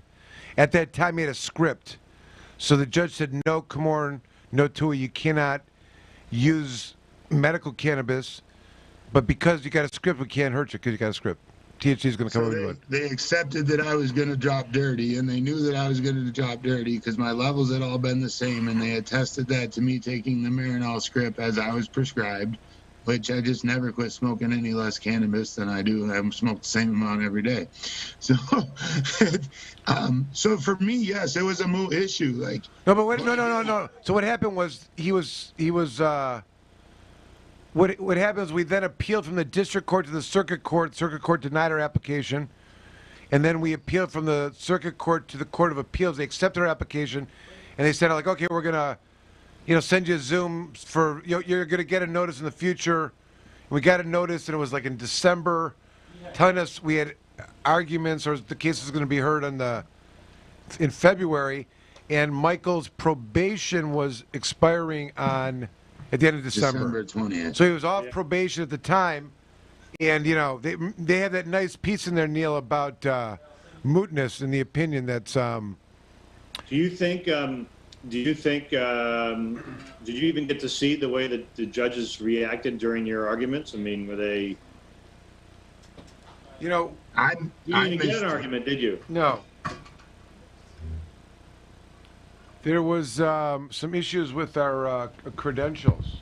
What happened was they didn't file. They didn't. Endorsed. Yeah, there's such a hostility. There's one day you guys will. One day we'll find out how many of some clerk someday, someplace, some judge on their deathbed will tell the stories about marijuana. It would be. I only say interesting because it will be interesting to know what they actually think and talk about privately amongst themselves, if they actually light up or if they don't. It would be interesting to know because they have such a hostility to marijuana. It's like it's in their blood. So to get a panel of 3 judges, I'm telling you, 2 of whom I didn't think would, when I saw the as I was reading the opinion, I tried to sort of figure out who I thought was going to author it, and 2 of the 3 were not who I thought would be on that opinion. Yeah, I thought Kavanaugh's always gone against this, hasn't she? So there's a handful that just aren't that receptive. I'm telling you. I remember a judge who had cancer, and her husband was going around trying to figure out how to to help her alleviate her pain from suffering from cancer and then from the chemotherapy. And everybody kept saying, why didn't she use marijuana? And her husband said she's fundamentally opposed to it. How about that? I'd rather die. Yeah, you know what? I got my opinions on that too. I think like consciously it would be difficult for it to even let it act as a medicine or do any kind of alleviating because of the guilt, of its use after probably locking up. If you could go back, and if I could go back and answer my own question and rewrite the law, I would rewrite any law that has an exception like the one we're talking about. There has to be a penalty on the other side. There's a penalty for violating a strip search statute. That if the police engage in a strip search, that there's a penalty. There's a penalty for violating certain. If a police end up seeking an unlawful search warrant, even if I recognize that it's not often used, but the reality is that there has to be a penalty if you're talking about immunity and you're talking about giving people permission to run to on the street, address whether the immunity applies, to then compromise immunity, there has to be a penalty. I agree. That's the one thing that I would rewrite, which is there has to be an ability to cause people to second guess, to stop and think, to premeditate, and to deliberate over whether they choose to proceed forward with a potential violation of someone's immunity. It's the only way that you can really make the immunity a reality. Because right now they get away with. Well, right now the specific community that we're speaking of has virtually no accountability whatsoever. There's no civil liability. They roll a bowling ball down a lane. Right. They never get a gutter ball, and they always get at least some pins. It's like there's no penalty. And I think Neil, I'm a big proponent of this. Like, you know, in terms of criminal justice reform, why are people rioting? Just make them accountable. You don't have to defund them. Just make them liable. You know, don't make it such. You might even, like I said, I like the idea you write into the statute some kind of like damages upon this, that, or something. You can see. All right, but with all that being said, what this will do is it will require a change of the environment of law enforcement. If they know they're on the hook for writing a check for liability, they'll hire. They're not playing with house money. They're playing with their own money. They'll hire better people. They'll train better. They'll get better training courses. You know what I mean? And it'll think twice. That's right. And the training will be, you know, don't shoot. You know how many cases we've had? You know what the bullshit is, where you get the gallows humor by a cop who's nice to you after they've arrested you, and they take you to jail, and they're like, "Oh, I really hate to do this, and I really wanted to let you go. My supervisor told me I had to pursue this case, and then I really don't want to prosecute this case, but you know, I don't really have a choice. But they make us do it, and it's up to the city attorney." The reality, if they're dealing with immunities, and the fact is that if someone's going to trample on immunity, they should be forced to think about it. There should be a consequence. If the consequence is lost wages or attorney's fees or reimbursed attorney's fees, look, I think a lot of people would be down for that. And the funny thing is, watch how hard those guys advocate against some modification like that. Right. Oh, yeah. Watch how hard they like, you know, you really can't have the you know, the Kenny Rogers song about, you know, hold 'em if one player at the table isn't betting with their own money. They can go all in on every hand because it's not their own money. Our money, so we pay them to do it. So I would love to see that. That to me would protect guys like all of you guys. It would protect everybody. Because then, you know what? Fine. I got to hire a lawyer. I'm going to go all the way because I'm going to get you. I'm going to win this case, and I'm going to get you to. Do you know how many people? And I'm a big fan of his, obviously. Do you know how many cops would be on the fucking hook to Komorn in these cases if that were the case? Komorn would own. He would own his own like line of electric vehicles right now. It wouldn't be called the Tesla. It'd be called like the Komorn or something like that. I don't know, but these bad actors still have their line of staunch defenders. No, but he's saying having a remedy, like getting a ruling in a court of a appeals case reversed. We should get some fucking damages. I'll give you an example. They should be fucking thrown at. Michael's case. A prosecutor pursues a case, charges Michael, gets a conviction for whatever, whether it's a plea or whatever he's on. Now there's an issue that comes up in Michael. He wants to use marijuana while he's on probation. So then there's a denial by the judge. Well, someone had to argue against that. Unless the prosecutor didn't say anything, and then the judge ended up ruling against him. So then Komorn and Michael appeal. Well, someone has to oppose that appeal. Okay, so now make the prosecutor think, do I really want to go all in on this? Am I willing to? Because guess what? It would make your issues about whether attorney's fees and budget issues, it would put a whole lot more skin in the game. It would make it a whole lot more interesting and make them think a lot more if in order to fight this battle out, there was something on the hook for them. But here's what she does, and I don't know her. So fights with you guys, wins, goes to the circuit court, fights and wins, goes to the Court of Appeals and opposes your position, right? Never, I don't even think she opposed it. They did she? opposed us at the district court, did not file anything in the circuit court or in the court of appeals. They just did it because they could do it. And they just did it. What do you mean don't file anything? Knowing that that what they argued was frivolous. Or as I joked with Ellie, who wrote much of the They brief. thought they were going to win because it was just. They can win in their own hometown. That's good. They can do whatever they want. It's kangaroo courts in northern Michigan. There's a great example. So, you get the ruling you want, and then you choose to just let the system let the ship kind of steer itself until the end. There should be some penalty for that. Check this out. There's another case that they cite in their brief, some unpublished local opinion that was denied application because of mootness. Like they ran it out so the person was off probation, so they don't have to deal with it. It's like that sick cycle, and thank God they took this case. So my remedy would be that should not be permitted. Of course, that should be totally financially liable, especially if it's just to do it. I got in a thing with, how some of these prosecutors are changing units. Got new prosecutors coming in and taking over administration. So I had a discussion with the new prosecutor in a new jurisdiction, and we were trying to explain what was going on, and he said to me, "Wow, all that was going. That sounds like a personality conflict," suggesting that. But hold on. If things are going bad for the defendant because of a personality conflict, that's insane. Yeah. That's not even a thing. You know what I mean? So, but he was going to correct it, but he admitted that they were just oh, it sounds like you two were getting along, and that's why he did that. I was like, I mean, I hate hearing that shit from a prosecutor who says, "Oh, well, I'm not going to talk. I'm only going to talk to Komorn on the record now.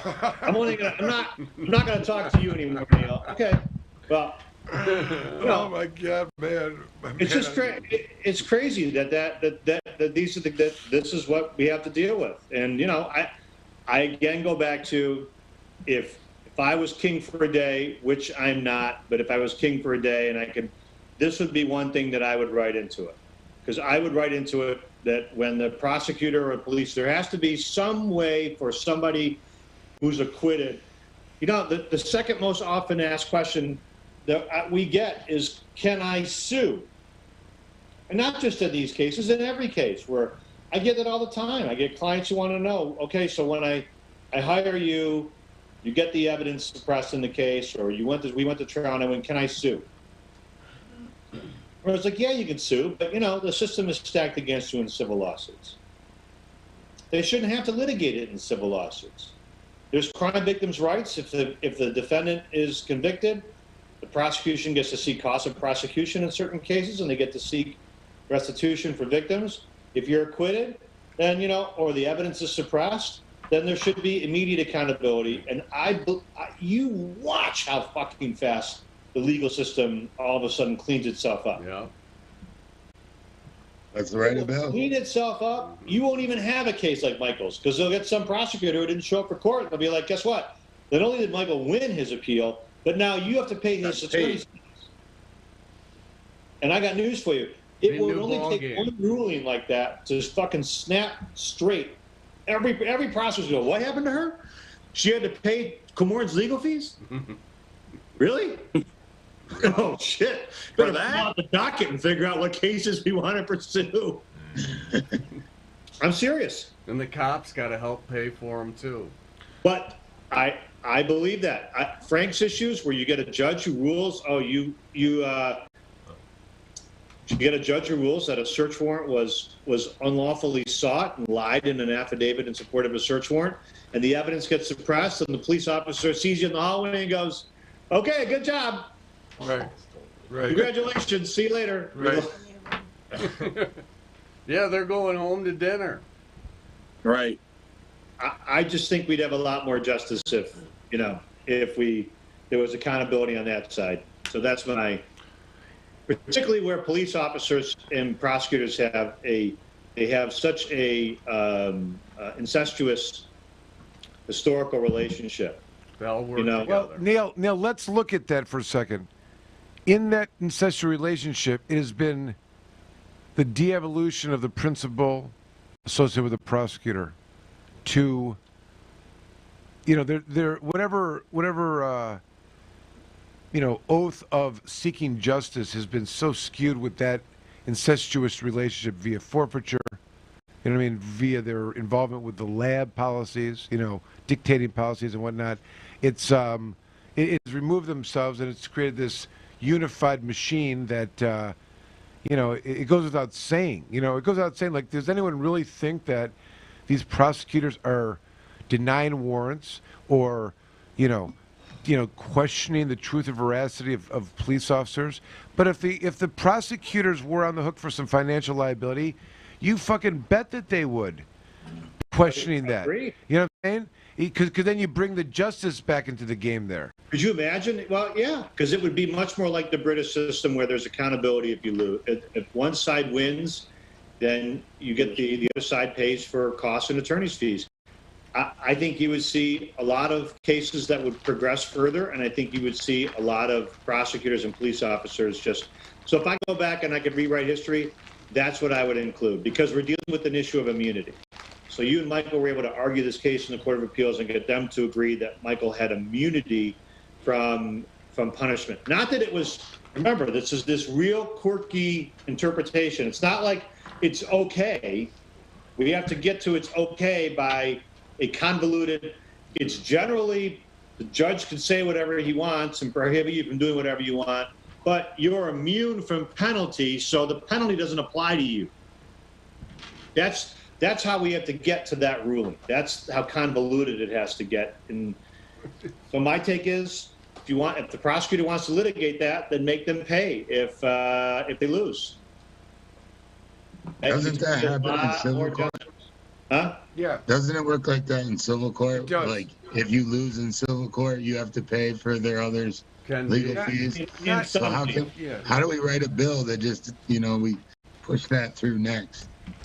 Whatever agency Jamie was talking about that said some part of something was important for some part of they have them write it, because it sounds like that's all they do is write shit to complicate things. The best part about this case, I think, is that every time when you say Michael on this case, I have to think about which Michael are you talking about? It's like, there are lawyers I know that can say that can actually say the word fuck, and they can say it in every part of a sentence, and I know exactly what they're talking about and who they're talking about. So I know that I've used Michael interchangeably here, but I think it's been fairly clear who I've been talking about each time. So you definitely have to take the context. It's a good ruling. I'm glad you guys got it. Let's see how badly the rest of the legal system can fuck it up if you try to apply it in other ways. You're okay, Don. We're going to have to argue it in a bond case. We're going to argue it in, I think it's applicable in forfeiture cases. It should be applicable in, can you imagine? Can you imagine the look on some of the district court judges around here, Alan, and particularly in some of the wealthier jurisdictions where you can picture their faces as you throw the Thue decision around and say, I know my client I know that he was outside court just now smoking a big old Rastafarian-like joint, but you can't penalize him because he's got this card. And Michael squared, went to Court of Appeals and got this ruling. Michael Thue, what did I tell you? What did I tell you? What you could do? What the ruling really meant? Do you remember what I think I texted it to you? The whole you can walk in and tell the judge or your PO to just fuck off as long as you got a valid card. Here's my card. Fuck off. I mean, I mean, I'm not saying that as legal advice, but that's the. You can't hurt me. I got a card. It's like.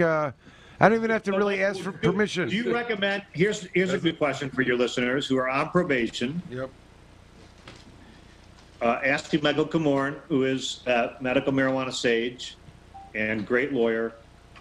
Michael, would you recommend people who are currently on probation and I'll ask you all the same question, people who are on probation currently and are prohibited from using marijuana while on probation? Are they paid? Are we talking about patients? Prohibition, or should they just Wait, use? hold on. and then discard it? And we're talking about medical marijuana patients, right? Medical marijuana. Okay, here you go. I was asked this by another lawyer, and they insisted that they wanted to file a motion. But I say this.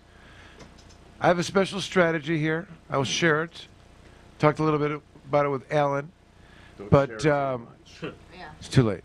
But just 15 no, I'm minutes. going. Trade secret. Just 15 minutes. I'm saying this. So what I would think is it totally degrades the opinion to have to file a motion. That is not what that opinion says. So if there's something that's required, it'd be a unequivocal assertion of your immunity. And I think also the other way to go about this is to ready for this, Neil? Want to hear the fucking knockdown punch? You get a stip in order from the prosecutor to amend the probation terms in accordance with the current precedents in Michigan law.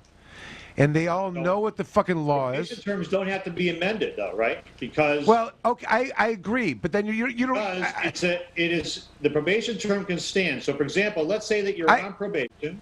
Listen, I agree with that 100%. I say you don't have to do anything. Lose your card status. They could revoke it, and it would be illegal. Well, I'm saying this. I don't think you should have to ask for it. I think what should have happened is the court administrator of the state of Michigan should have sent out a memo telling judges not to do this. Something, giving a tilt to everything.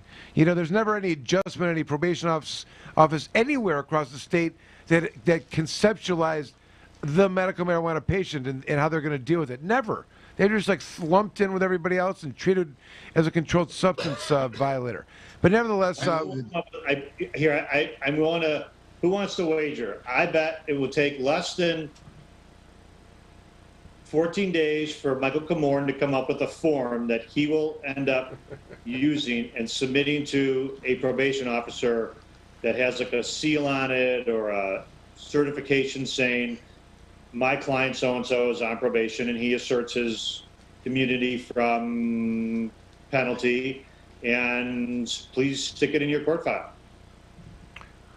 Yeah, I mean, it could easily be done with a I think something like that, and avoid a court case, because I've already had people reaching out to me that are on probation or on parole that are like, this is already becoming an impacting my life. Like, now they know.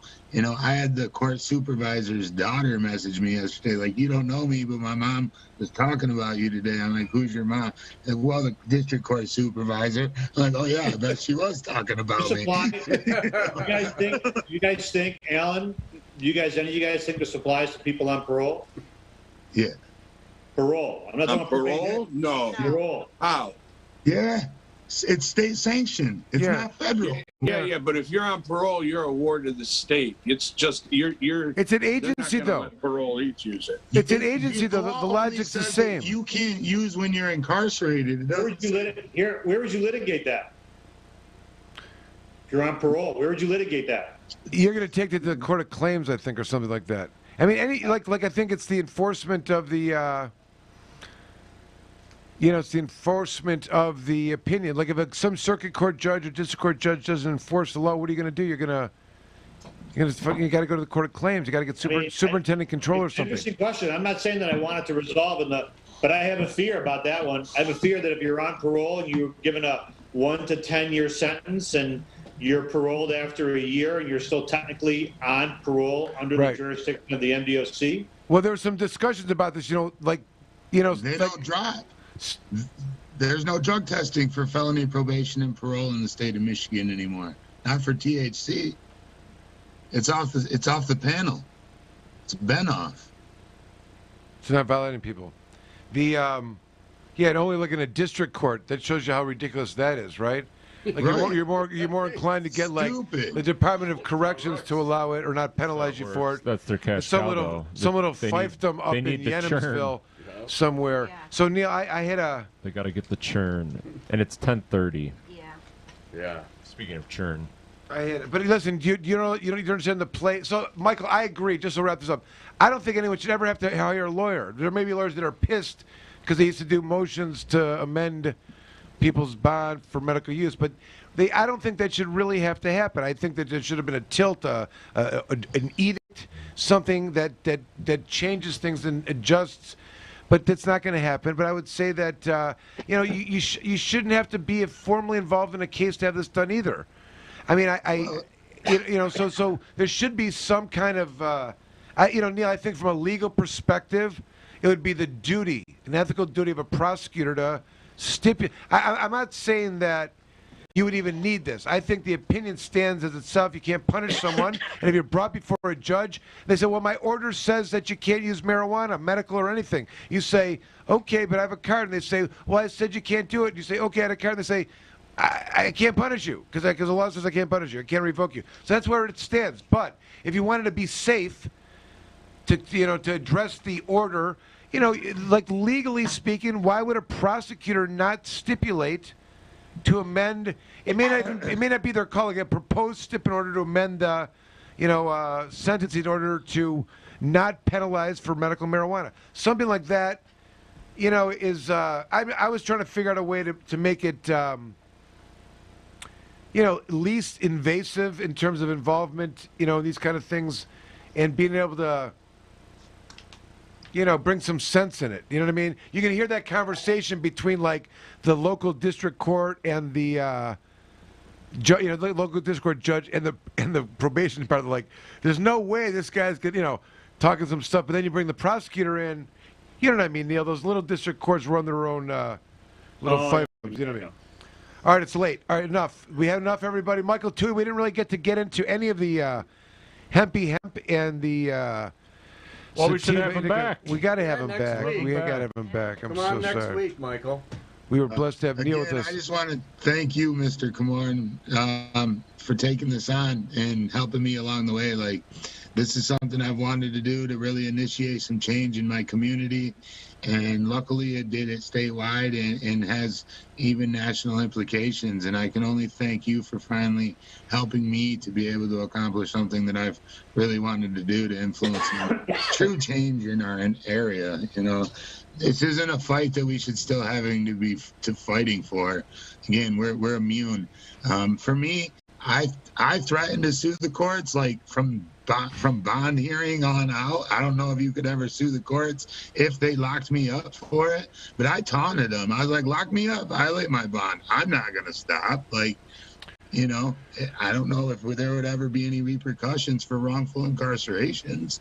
I think that'd be about the closest way we could get back at him if that were to happen, but that's for you attorneys out there. But if you're going to give any value to the word immunity, be rising out of that, there would be some damages. But I tell you what, Michael, and even though it's not a popular topic, we can all look forward to the erecting the statue of Michael Thue in front of that courthouse, so that people know that when they're in there, that their carded medical use is not something that can be punished, and all that misery they have to go through at least is a little less painful there and elsewhere. Right? Seriously, we talked about the Thue statute. Jamie, we got to get you working on that one. That's the only way it's going to get done. You got to get in on that, Jamie. Jamie will get it done. Amanda was so quiet. I didn't catch what you were talking about, but I will get it done. I think my dessert tea might have put Amanda to sleep. Yeah, Amanda. I think it's kind of it's very calming tea. Apparently, there's some. Wait. We've had the Steve camera on. We're gonna look back at it later. Steve ingested some Delta 8. Like, what the hell is that? Do we know? Well, that's what we were gonna learn about. But that's right. It's way past the bedtime of any reasonable person at this point. Yeah. We got to call it. But Michael Thue, you promise you'll come back? You promise you'll come back, Michael Thue? All right. Always. Anytime you guys will have me, I thank you for having me on again. Awesome. Neil, please, I love you, brother. Will you come back too? And Adam, we didn't get enough out of you either. I'm sorry. Thank you for coming on, Neil. Appreciate it. Thank you, Neil. Have a good one. Coming on. Thank you so much, Neil. All right. Jamie, love you, brother. Alan. Guys. That was a good show. Bye, Adam. Peace out, everybody. Thank Good you night. for coming on. Be safe. Yeah, that's good. Good night. All right, we're. The Planet Green Trees Show. Join the Michigan Medical Marijuana Association today. Michigan medicalmarijuana.org. The MMMA is focused on the well-being and safety of medical marijuana patients. The MMMA site provides the most comprehensive and up-to-date news on legal issues, politics, research, cultivation, as well as the various strange products and methods of cannabis use. Come join the discussion with the most knowledgeable and passionate advocates in Michigan today. MichiganMedicalMarijuana.org.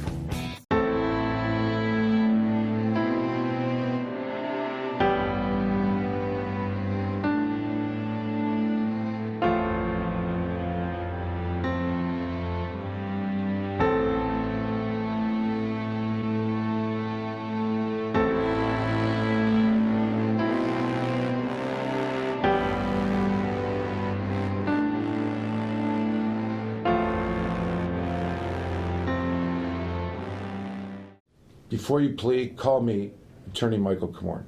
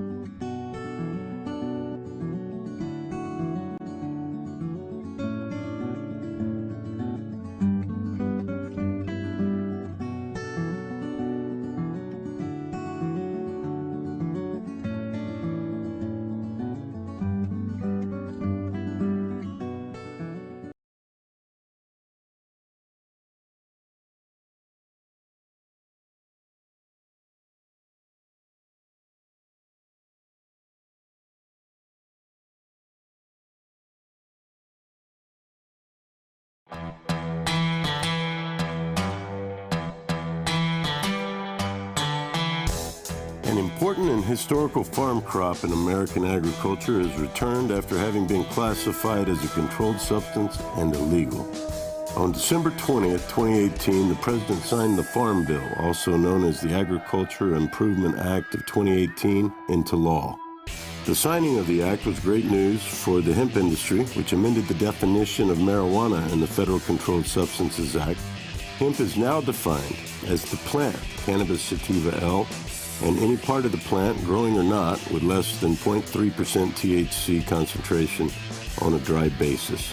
The plant itself is no longer a controlled substance.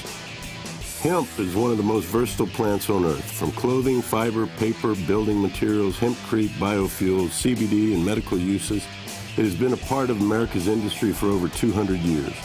Even the United States Constitution was drafted on hemp paper. The time is now. If you're thinking of getting in the farming or processing of hemp, contact our global experts, legal, and consultation teams to make sure that you're on the right road when you venture into the new hemp industrial revolution.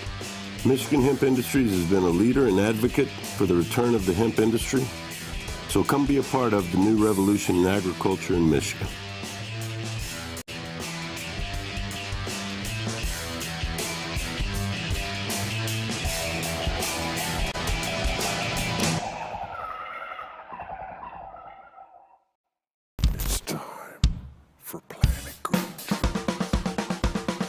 We have launched. We have completely launched. We've started the show, and it is Planet Green Trees. We're about to embark 2 hours of medical marijuana and marijuana reform in Michigan, and nationally and internationally, and even in Spaceland. There's an argument that we evolved from the cannabis plant. Let's just be honest, okay? Ow, what's going on, everybody? How y'all doing? 420th episode. If you're a connoisseur, you're going to want the good stuff. And if you want the good stuff, you're going to go for the mom and pop stuff because that's the good stuff. It's just a real pleasure to come here and congratulate you on your 420th show, and thank you for having me on a few times over the 420.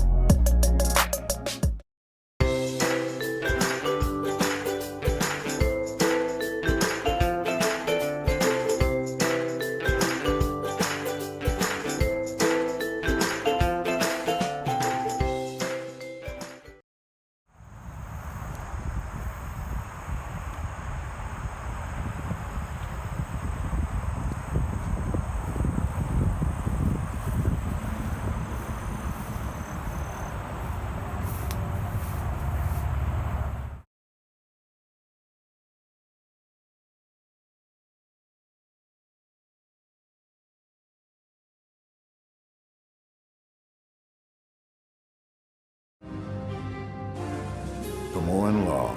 Michael Komorn is one of the top attorneys in Michigan that has experience and dedication in criminal defense law. Komorn Law can take your case from arrest all the way from trial, appeals, and even to the Supreme Court. The team at Komorn Law has the compassion and the experience you can look to for help in your time of need. Komorn Law has over 25 years experience in criminal defense. We have accomplished numerous legislative changes through community involvement and lobbying. Our award-winning law firm has a reputation like no other for keeping overreaching government accountable and in check. We have built Komorn Law for people who need lawyers to stand up to the system, fight back and win. Once we become your lawyer, you become a part of our family. Don't settle for less, just ask our clients. Komorn Law, the best damn criminal defense lawyers, period.